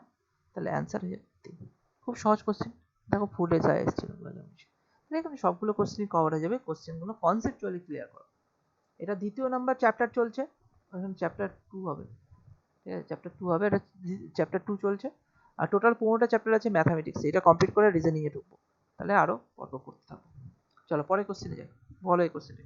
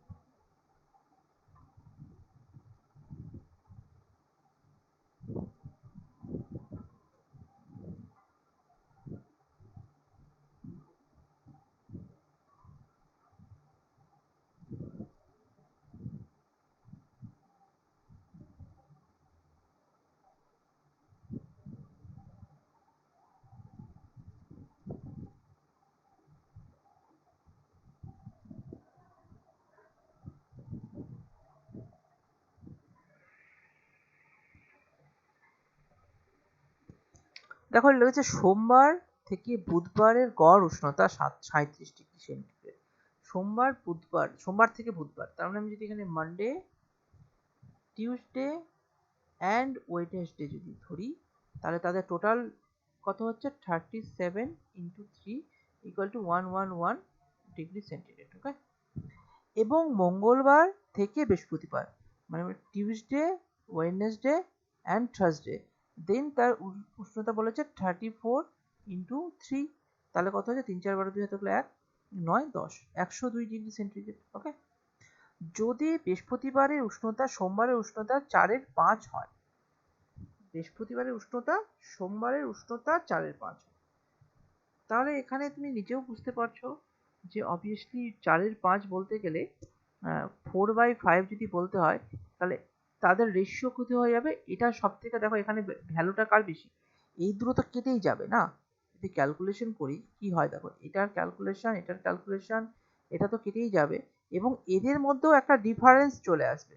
যদি আমি এখান থেকে এটা তাহলে বের করি, মানডে মাইনাস টিউসডে বেরোবে হচ্ছে, তখন আমি যদি পুরোটা বিয়োগ করে দিই, ধরো এটা বিয়োগ করে দিলাম, এটা বিয়োগ করে দিলাম, এটা বিয়োগ করে দিলাম, এবং এটাও বিয়োগ করে দিলাম, তাহলে এখানে বিয়োগ করলে কত আসছে না, এখানে আসছে 9°C। তাহলে মানডে মাইনাস টিউসডে হয়ে যাবে 9°C। ঠিক আছে, আবার এখানে বলে দিয়েছে যদি বৃহস্পতিবারের উষ্ণতা সোমবারের উষ্ণতার এত হয়, তাহলে বৃহস্পতিবার মানে Thursday equal two Monday into 4/5, তাই তো? তাহলে তুমি এখানে বুঝতেই পারছো যে থার্সডের জায়গায় মানডে এখানে বসিয়ে দাও, তাও হয়ে যাবে। অথবা আরেকটা জিনিস করা যায়, তো এখান থেকে Thursday by Monday equal to 4/5 বেরোলো, তাহলে এই রেশিও অনুযায়ী থার্সডে ইকুয়াল টু 4 আর মানডে ইকুয়াল টু 5 আমি বসাতে পারি, মানে এই ক্ষেত্রে Thursday is to Monday equal to 4:5, তাহলে এই রেশিও তো। এবার দেখো এদের মধ্যে ডিফারেন্স কত, থার্সডে আর মানডে এদের মধ্যে ডিফারেন্স হচ্ছে 1 ইউনিট, আর 1 ইউনিট আর এদের মধ্যে ডিফারেন্স 9°C বলে দিয়েছে, তো 1 ইউনিট ইকুয়াল টু 9°C। তাহলে তোমার এখানে তাহলে বৃহস্পতিবার উষ্ণতা, তাহলে তুমি দেখো এখানে জিনিসটা করে দিই, তাহলে ক্লিয়ার হয়ে যাবে। 9° মানে এবার তাহলে 1 ইউনিট মানে কত, 1 ইউনিট মানে 9°C, তাহলে থার্সডে তাহলে 4 ইউনিট আছে, তাহলে এখানে কত হবে ইন্টু 9 4 9 36, তাহলে অ্যান্সার আমার 36°C। বুঝতে পারলে? এক্সামে কি করে, এক্সামে এটা একটু টাফ কোশ্চেনের মধ্যে পড়ছে, ঠিক আছে? কেন টাফ কোশ্চেনের মধ্যে পড়ছে, কারণ অনেক সময় এক্সামে এখানে ধরো থার্সডে বলে দিল, এখান থেকে একটা ডিগ্রি বলে দিল, আর ডিগ্রি বলে দিলে আমি এখান থেকে ওই ডিগ্রিটা বিয়োগ করে দিলাম, টিউসডে আর ওয়েডনেসডে আমি এখান থেকে বিয়োগ করে বিয়োগফল পেয়ে গেলাম, আর এখান থেকে যোগফল থেকে ওই বিয়োগফল বাদ দিলে মানডেটা আলাদা করে আমি পেয়ে যাবো। বাট এখানে কিন্তু কিছুই বলেনি, এখানে যে দুটো বলেছে মানডে আর থার্সডে, তাদের যে বিয়োগফল সেই বিয়োগফল 9°C আসছে, এবং এই জায়গা থেকে দাঁড়িয়ে আমাকে আরেকটা বলে দিয়েছে, তাদের রেশিও বলে দিয়েছে যে থার্সডে আর মানডে হচ্ছে 4:5।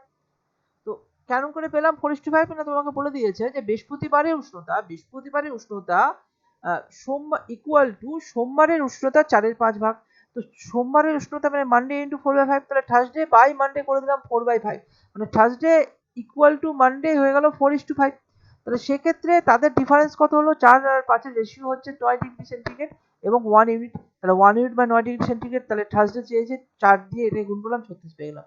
যদি মানডে চাইতো তাহলে মানডেকে আরো 9 5 এবং 45 হয়ে যেত।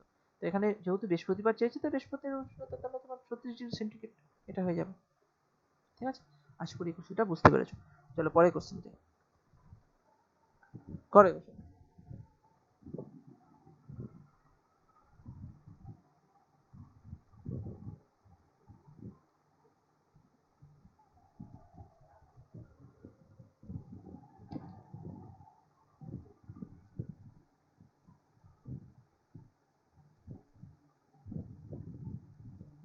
Sir A31।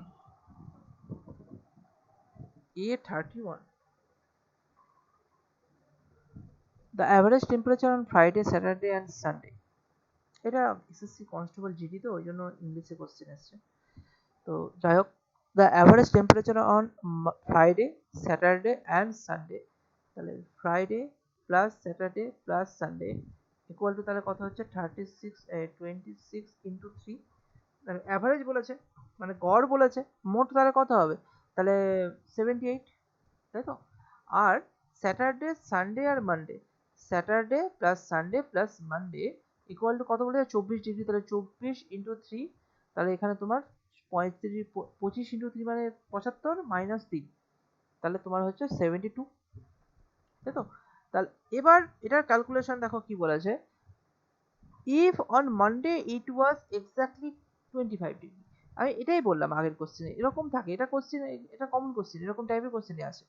25 ডিগ্রি কোশ্চেন, এইটাতে মানডেতে 25 ডিগ্রি, তাহলে 25 যদি এখান থেকে বিয়োগ করে দিই তাহলে কত থাকে, 5 7 12 আর এখানে হচ্ছে 47 থাকছে। তো 47 যখন থাকছে তাহলে এই দুটোর ভ্যালুয়েশন হচ্ছে 47, তাহলে এই দুটোর ভ্যালুয়েশন হচ্ছে 47, তাহলে এখান থেকে যখন আমি 47 মাইনাস 47 করব তাহলে কত আসছে, 1 আসছে, এখানে 31, তাহলে এটা অবভিয়াসলি 31 হয়ে গেল। তাহলে এখান থেকে অ্যান্সার আমি পেয়ে গেলাম। কিন্তু আগের কোশ্চেনটা আবার যায়, আবার দেখো এখানে কিন্তু সেইভাবে এখানে কিছু জিজ্ঞাসা বলেনি, তার মানে এখানে মানডে মাইনাস টিউসডে তোমার এখানে 9 ডিগ্রি সেন্টিগ্রেড এসছে এবং এখানে জাস্ট তাদের রেশিওটা বলে দিয়েছে, সেই রেশিওটাই পেয়ে, যদি রেশিও না বলতো তাহলে এটা অ্যান্সার বের করা সম্ভব ছিল না। তো রেশিও বলে দিয়েছে বলে 4:5 করে আমরা এইভাবে বের করতে পারলাম 36 ডিগ্রি সেন্টিগ্রেড। ঠিক আছে, আশা করি এই কোশ্চেনটা বুঝতে পেরেছো। 28 নম্বর কোশ্চেনটা করো, করো তাড়াতাড়ি করো, খুব সহজ কোশ্চেনটা।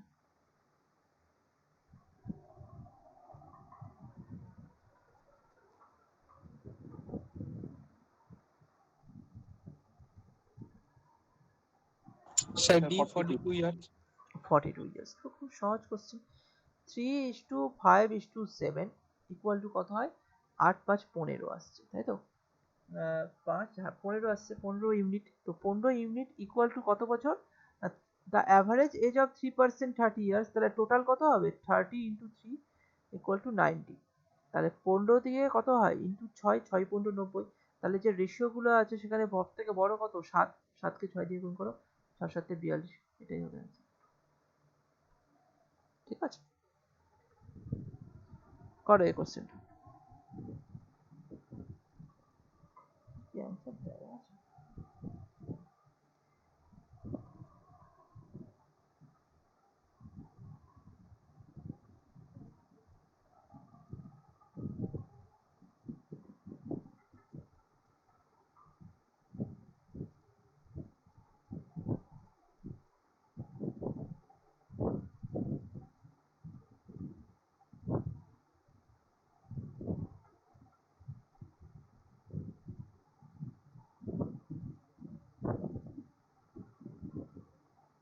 সিক্স আছে। 6ই আসছে, তার মানে এটাই অ্যান্সার হয়তো দেওয়া আছে। তো এখানে দেখো if the average of 6 consecutive মানে হচ্ছে পরপর, এটাকে বাংলায় বলা হয় পরপর। ঠিক আছে, পরপর ইভেন নাম্বার বলেছে, ইভেন মানে জোড় সংখ্যা। তো ইভেন নাম্বার ইজ 11। তো 6 কনসিকিউটিভ মানে 1 2 3 4 5 6। তো এদের অ্যাভারেজ কত হবে? এই মাঝখানের সংখ্যাটা অ্যাভারেজ হবে 11। আর যখন এরা বলেছে ইভেন নাম্বার, এটা তো অড নাম্বার, তাহলে এই সংখ্যাটা কত হবে? 10 হয়ে যাবে, এটা হয়ে যাবে 12, তাহলে ইভেন সংখ্যা হয়ে গেল। তাহলে then what is the smallest number among them? তাহলে এখানে কত হবে? এখানে 8, এটা 6, তাহলে এটাই হবে অ্যান্সার। এখানে করতে গেলে এখানে 14, এটা 16, তাই তো? তাহলে এতগুলোর অ্যাভারেজ 11ই আসবে, দেখবে 6 আর 16 যোগ করলে 22 হয়, 22কে 2 দিয়ে ভাগ করলে 11 আসবে। তাহলে আশা করি এই কোশ্চেনটা অ্যান্সার বুঝতে পেরেছো। পরে কোশ্চেন বলো, এই কোশ্চেনটা কি হয়?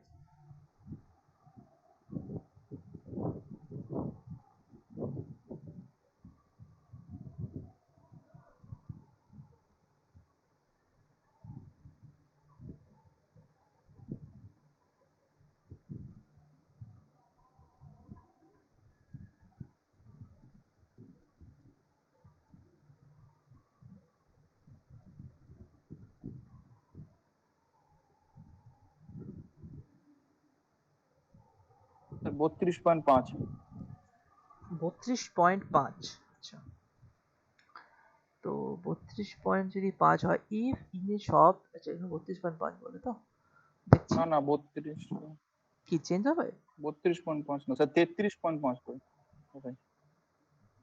আচ্ছা দেখছি, in a shop there are 60 articles, the average cost of 30 articles is sir B 30। বেরোচ্ছে। আচ্ছা দেখছি, হ্যাঁ, and the average cost of remaining article, remaining মানে 30 আর্টিকেল, 60টার মধ্যে প্রথম 30টা বলে দিয়েছে, আচ্ছা তারপরে 30টা হচ্ছে 35। তাহলে আমি দেখো 30 এর অ্যাভারেজ হচ্ছে 30, আর 35 এর অ্যাভারেজ কত বলেছে? 35, তাই তো? বলেছে what is the average of cost of total article together. তাহলে নর্মালি আমি এটা খুব তাড়াতাড়ি এইভাবে হয়ে যাবে। আমি ধরলাম সবগুলো 30, আচ্ছা সবগুলো 30 প্লাস এটাতে কত বাড়ছে? 5 বাড়ছে, কতগুলোর জনের না এটা কত জনের? 30 হবে না, কারণ 60টা আর্টিকেল বলেছে, এটা 30টা আর্টিকেল আর 30টা আর্টিকেল, তাই তো? 60টা আর্টিকেল হয়ে গেল। তাহলে 5 ইন্টু 30 তাহলে 15, 150 বাই 60। কেন না, এই যে যে চেঞ্জেসটা হলো এটা সবার মধ্যে ভাগ হয়ে যাবে, সবার মধ্যে ভাগ হলো মানে 30 30 60 জনের মধ্যে ভাগ হয়ে যাবে, মানে 60টা আর্টিকেলের মধ্যে ভাগ হয়ে যাবে। তাহলে তোমার কত আসবে? এখানে যদি কাটো তাহলে 3 দুগুণে 6, 3 5 15 মানে আড়াই, 2.5। তাহলে 30 প্লাস 2.5, 32.5 answer। যে সংখ্যাটা আছে এটা সবার মধ্যে ভাগ হয়ে যাবে। 5 বেড়েছে না, এটা যদি 30 হয়, এটা 5, 5 বাড়লে 35 আসছে, তাহলে এই 35 ইন্টু 30, টোটাল টোটাল হচ্ছে 150। 150টা সবার মধ্যে ভাগ হয়ে যাবে, তো 150 বাই 60 করে দিলাম, সবার মধ্যে ভাগ হয়ে যাবে। ঠিক আছে, চলো পরে কোশ্চেন করো, এই কোশ্চেনটা করো। এভারেজ শেষ হতে আর আর 4টে কোশ্চেন, মানে এটার বাদ দিয়ে আরো 3টে কোশ্চেন আছে। 34টা কোশ্চেন নিয়েছি টোটাল অ্যাভারেজের, তাহলে তোমাদের এই অ্যাভারেজ রিলেটেড কোশ্চেন হয়ে যাবে।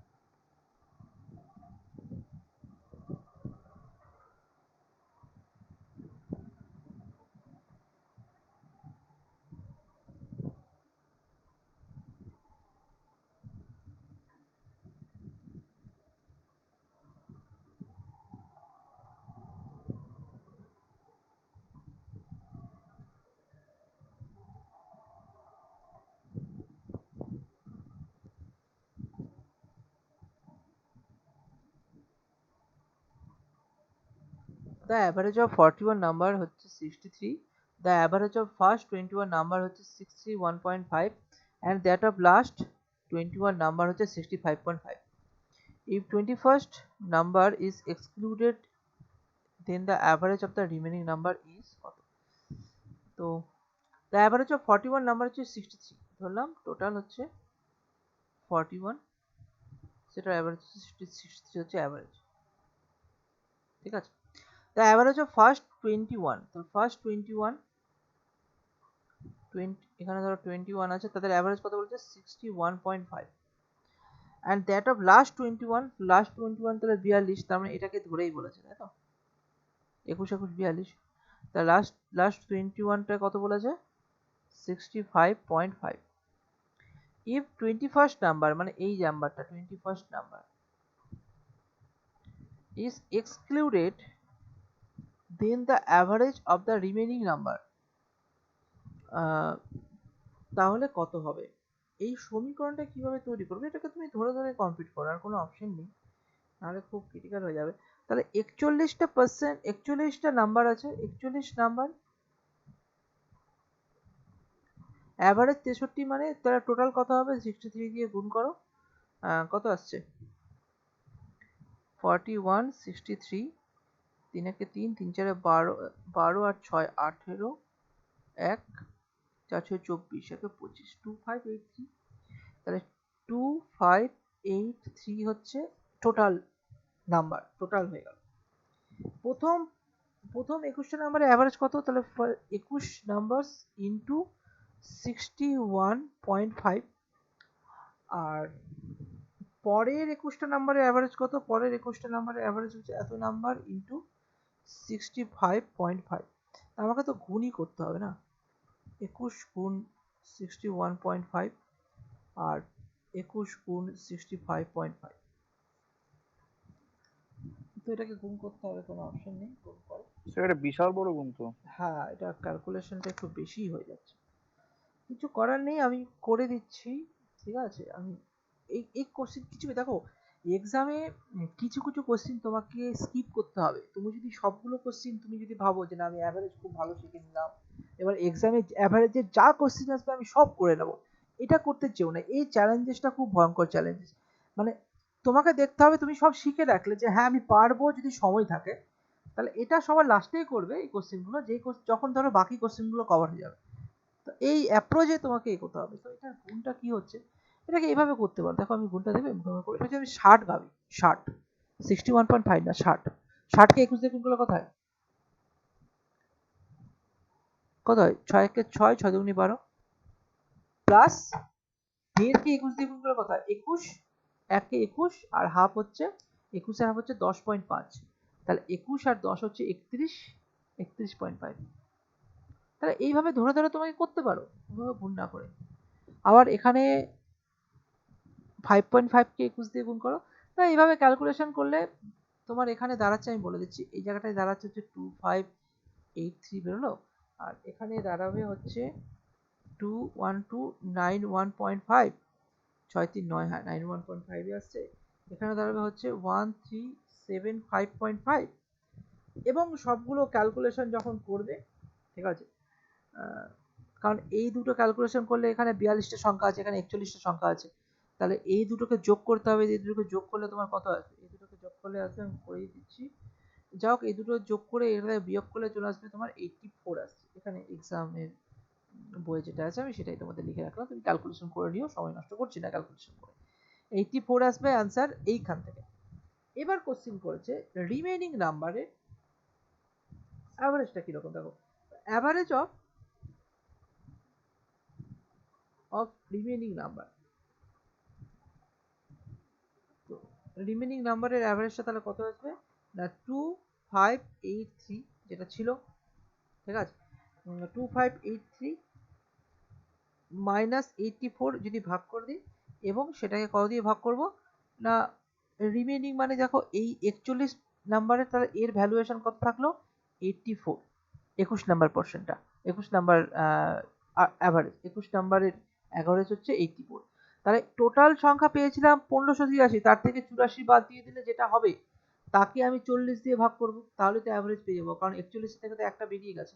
এবং এটার অ্যান্সার এসে দাঁড়াবে, খুব ক্রিটিক্যাল সংখ্যা দেওয়া আছে, 62.475, অপশন ডি। ঠিক আছে, কোশ্চিনটা এসেছে পরীক্ষায়, এটা স্কিপ করার মতো কোশ্চিন, ঠিক আছে, এটা পরের শেষ দিকে করার মতো কোশ্চিন, কারণ অপশনগুলো খুব কাছাকাছি আছে। চলো পরে কোশ্চিন যাই, করে দেখি কোশ্চিনটা বোঝার চেষ্টা করো, তারপরে কোশ্চিনটা দেখাতে হবে। আগে সমীকরণটা বানানোর চেষ্টা করো, ব্যাপারটা কি হচ্ছে। কোশ্চিনের সমীকরণ বানিয়ে দিলে তো অ্যান্সার পেয়ে যাবে, কনসেপ্টটা দেখে বোঝার চেষ্টা করো যেটা হচ্ছে।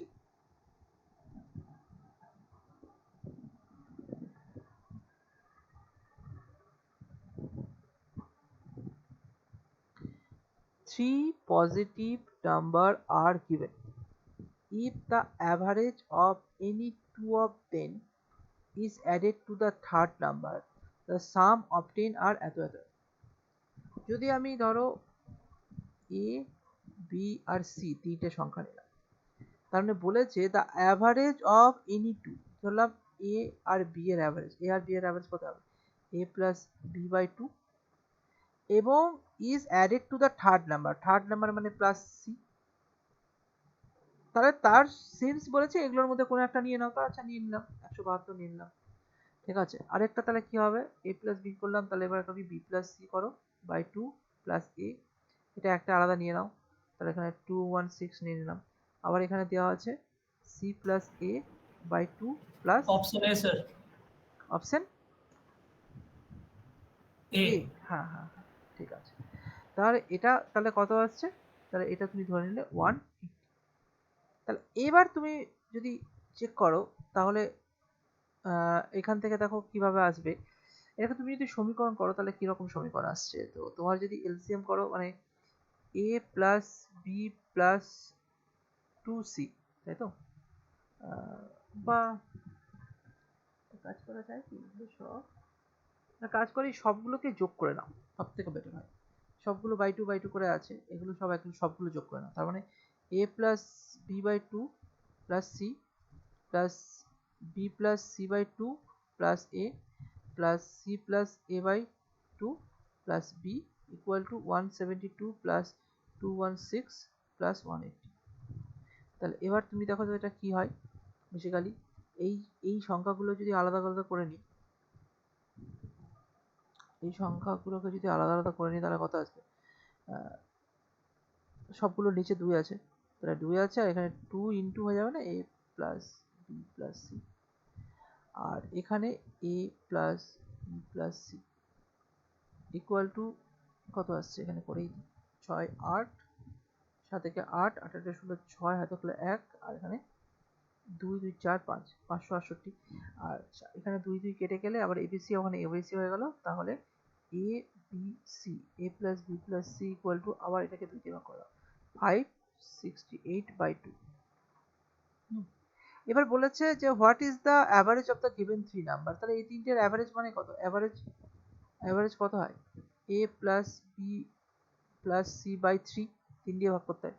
তাহলে যদি আমি 3 দিয়ে ভাগ করি, তাহলে এটাকে 3 দিয়ে ভাগ করলে এটার অ্যাভারেজ হবে, তাহলে এটাকেও 3 দিয়ে ভাগ করতে মানে 3 দিয়ে গুণ হয়ে যাচ্ছে, তাহলে টোটাল হচ্ছে 6 দিয়ে ভাগ করা, 6 দিয়ে 5 6 দিয়ে 20, 6 48, 6 নং 54, 6 নং 54, আর 28 থাকে, 4 6 24, 4/6, মানে অ্যাপ্রক্স তাহলে কত 94 2/3। এটা একটু ডেসক্রিপটিভ টাইপের কোশ্চেন দিয়েছে, সবগুলো যোগ করে দিলাম, না হলে তোমার এখানে 2b কনসেপ্ট আসছিল, তো ওটাও করতে পারতে, অসুবিধা হতো না। এইভাবে আশা করি অ্যান্সারটা তোমাদের হয়ে গেল। চলো পরে কোশ্চেন যাই, করে দেখে কোশ্চেনটা পড়ো, করে করার চেষ্টা করো।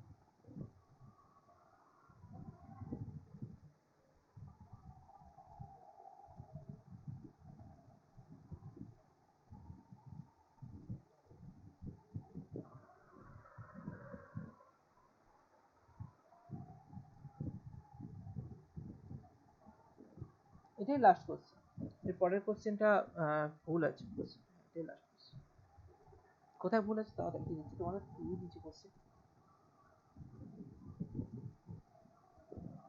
করো কোশ্চেনটা করো।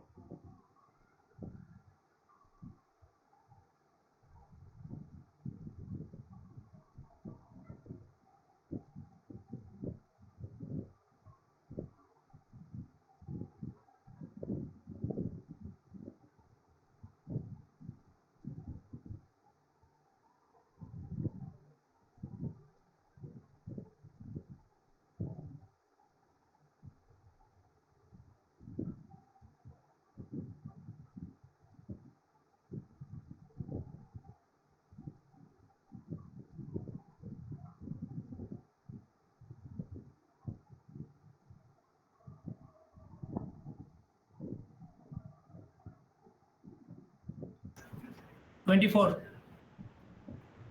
24 অ্যান্সার, হ্যাঁ ঠিক আছে, 24 answer.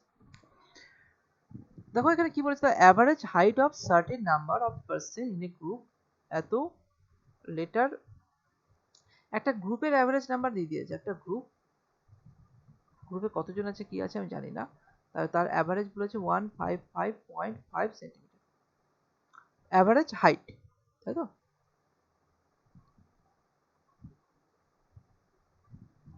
Letter on 4% of height হচ্ছে 154 সেন্টিমিটার, এত এত এত চারটে দিয়ে দিয়েছে।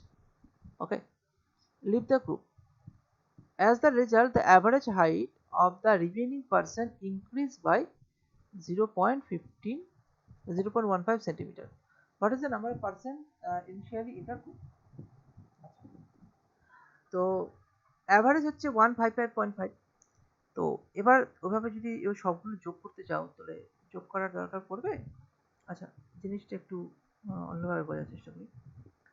এখানে ধরলাম কিছু সংখ্যক আছে গ্রুপে, জানি না, কিন্তু সেটা হচ্ছে 4 প্লাস সামথিং কিছু একটা আছে, ঠিক আছে?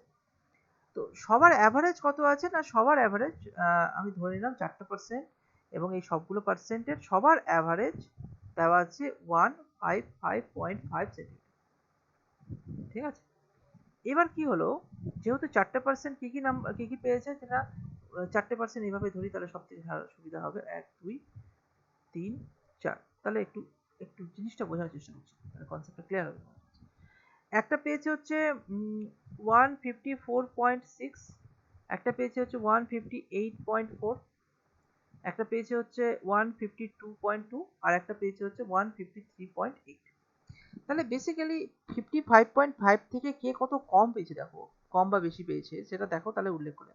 এটা কত কম পেয়েছে, এই কত কম পেয়েছে না, এ পেয়েছে হচ্ছে কম পেয়েছে কত না 55, এখানে যদি 5 মানে এখানে কত কম পেয়েছে, এখানে 44, এখানে 4 আর 5 9, 0.9 সেন্টিমিটার কম পেয়েছে, তাই তো? মানে কম হাইটের। আচ্ছা, এর হাইট কত, এর হচ্ছে 58 দিয়ে দিয়েছে 8.4, তাহলে এটা থেকে কত বেশি পেয়েছে না 5 55 56 57 58, 55 56 57 58 3 পয়েন্ট ধরো এখানে 5 থেকে এখানে 4 পর্যন্ত গেছে, তাহলে 5 5 9 আসছে, এটা কি 11 আসছে না 9? ঠিকই আছে, 3.9 আসছে। এখানে 52.2 থেকে কত পর্যন্ত যাচ্ছে না, 52.2 পর্যন্ত 3.3।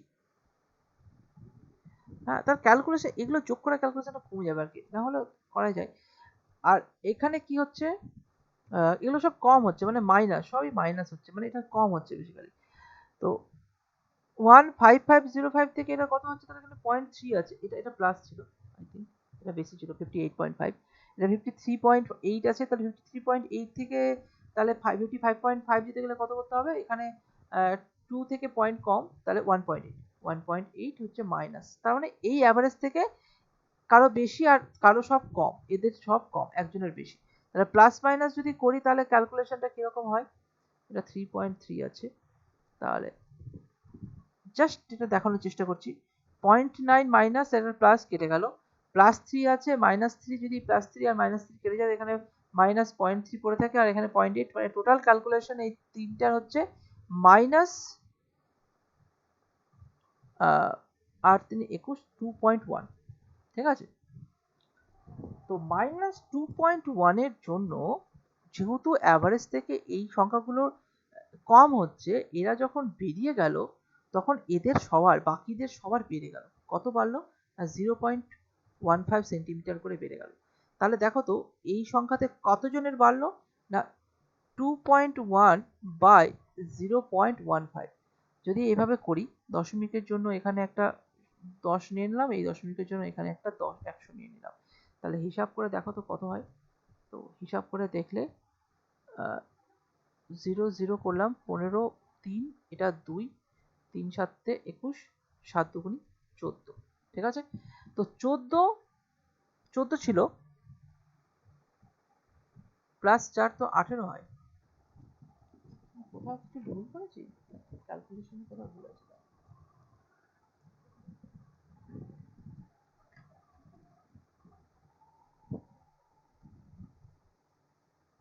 এখানে কোথাও ক্যালকুলেশনে একটু হয়তো গন্ডগোল করেছি, আমি আরেকবার চেক করে নিচ্ছি, কারণ কনসেপ্টটা আমি বোঝাচ্ছি, মানে কত তাড়াতাড়ি এটা ক্যালকুলেশন হবে, না হলে কিন্তু অনেকটা বড় ক্যালকুলেশন হবে, এটা কিন্তু একটু সহজে হতে পারে। আরেকবার আমি এই বিয়োগগুলো করছি, তাহলে ঠিক হবে। যে অ্যাভারেজ আছে 55, ক্যালকুলেশন হয়তো একটু তাড়াহুড়োতে ভুল হয়েছে।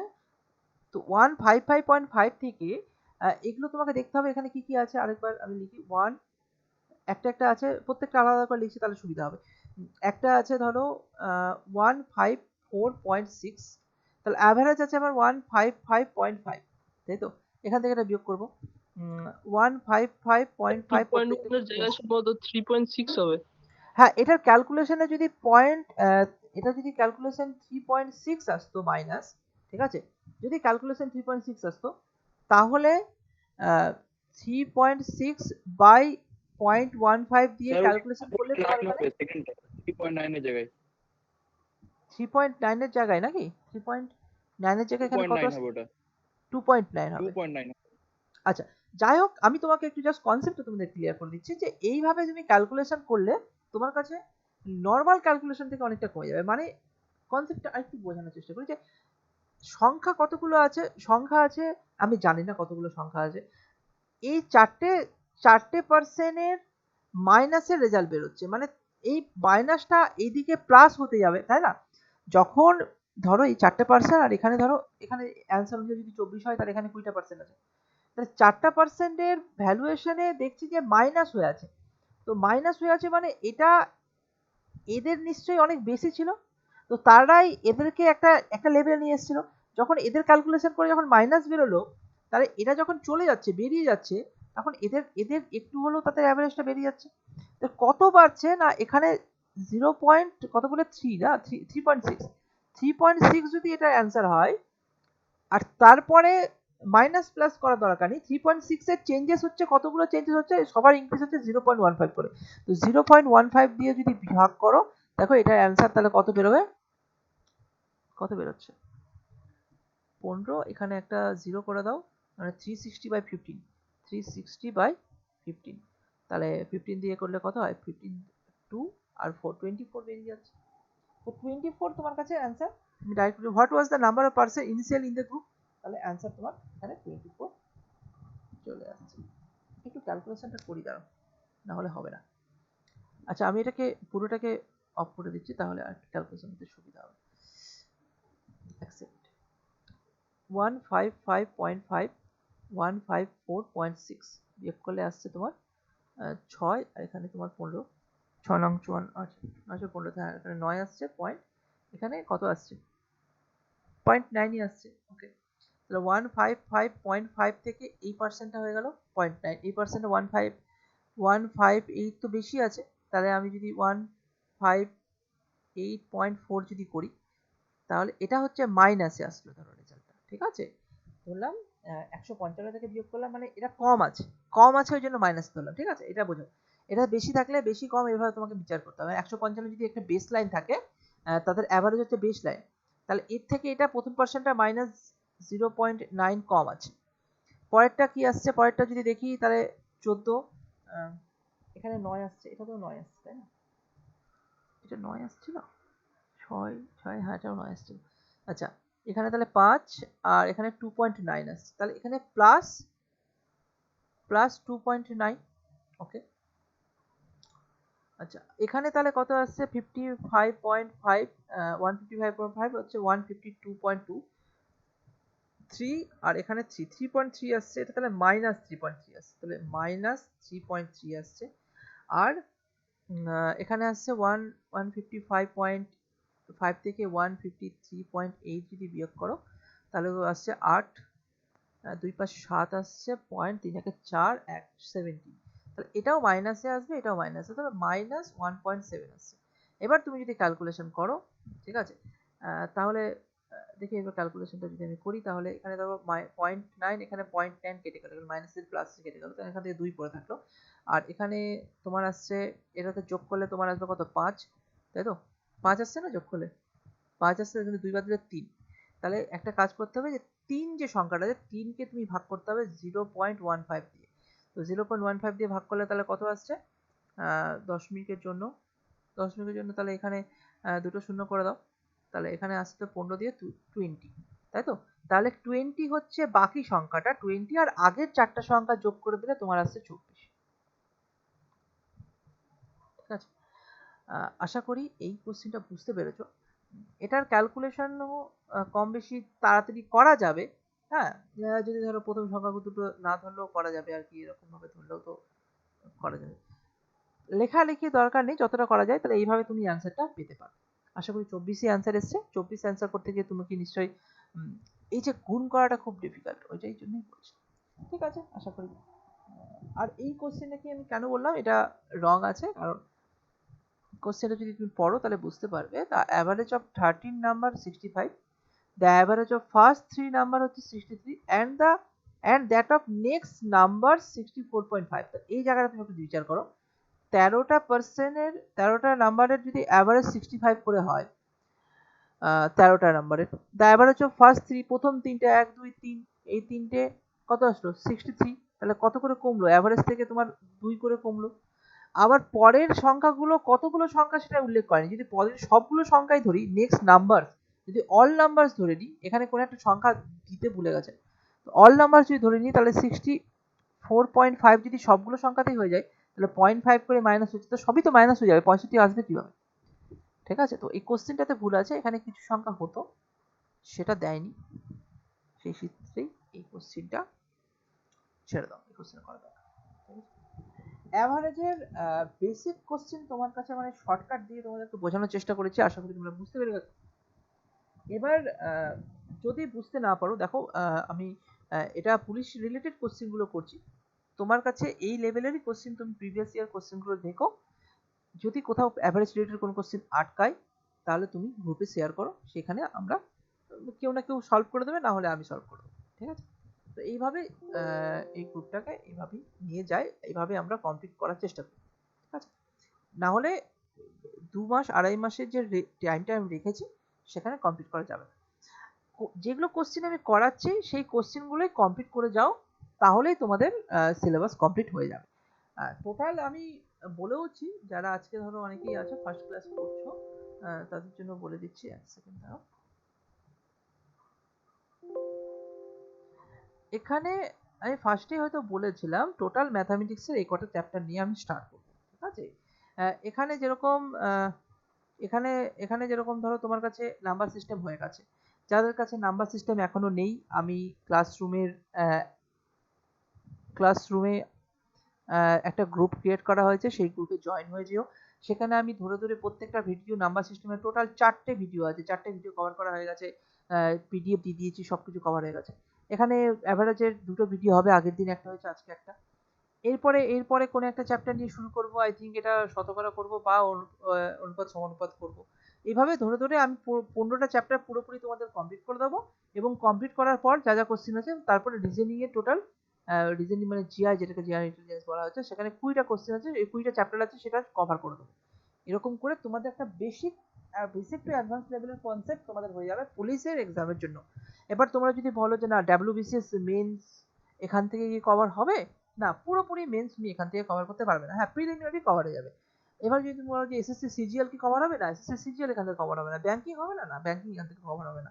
এখান থেকে তুমি ডাব্লিউবিপিটা কভার করে দিতে পারছো, বা পুলিশ কেপি রিলেটেড কোশ্চেনগুলো তুমি এখান থেকে কভার করে দেবে, পিএসসি ক্লার্কশিপের যে কোশ্চেনগুলো আছে সেগুলো এখান থেকে কভার করে দিতে পারবে। ঠিক আছে, তো আশা করি কনসেপ্টটা তোমাদের বোঝাতে পেরেছি। কারো কোনো কোশ্চেন আছে? কোনো কোশ্চেনে?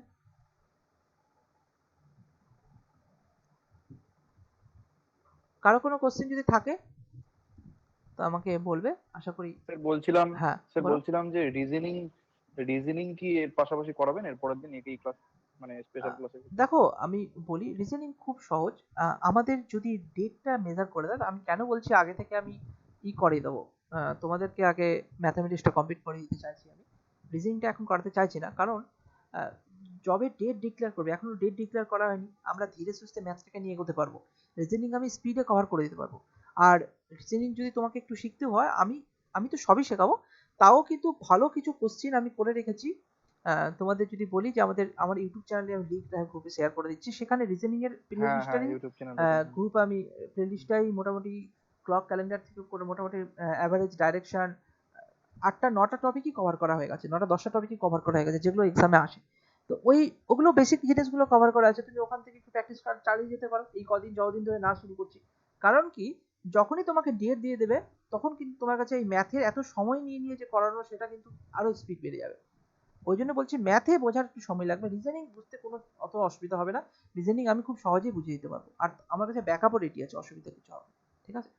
তো তোমরা রিজনিং এর জন্য আমি ইউটিউবে লিঙ্ক দিয়ে দিচ্ছি, সেগুলো থেকে শেয়ার করো। আর ম্যাথামেটিক্সটাই এখন কন্টিনিউ করি, 15টা চ্যাপ্টার আমি ভাবছি যে প্রথমে ম্যাথামেটিক্সটা শেষ করি, ঠিক আছে? চলো, আর কোনো কোশ্চেন?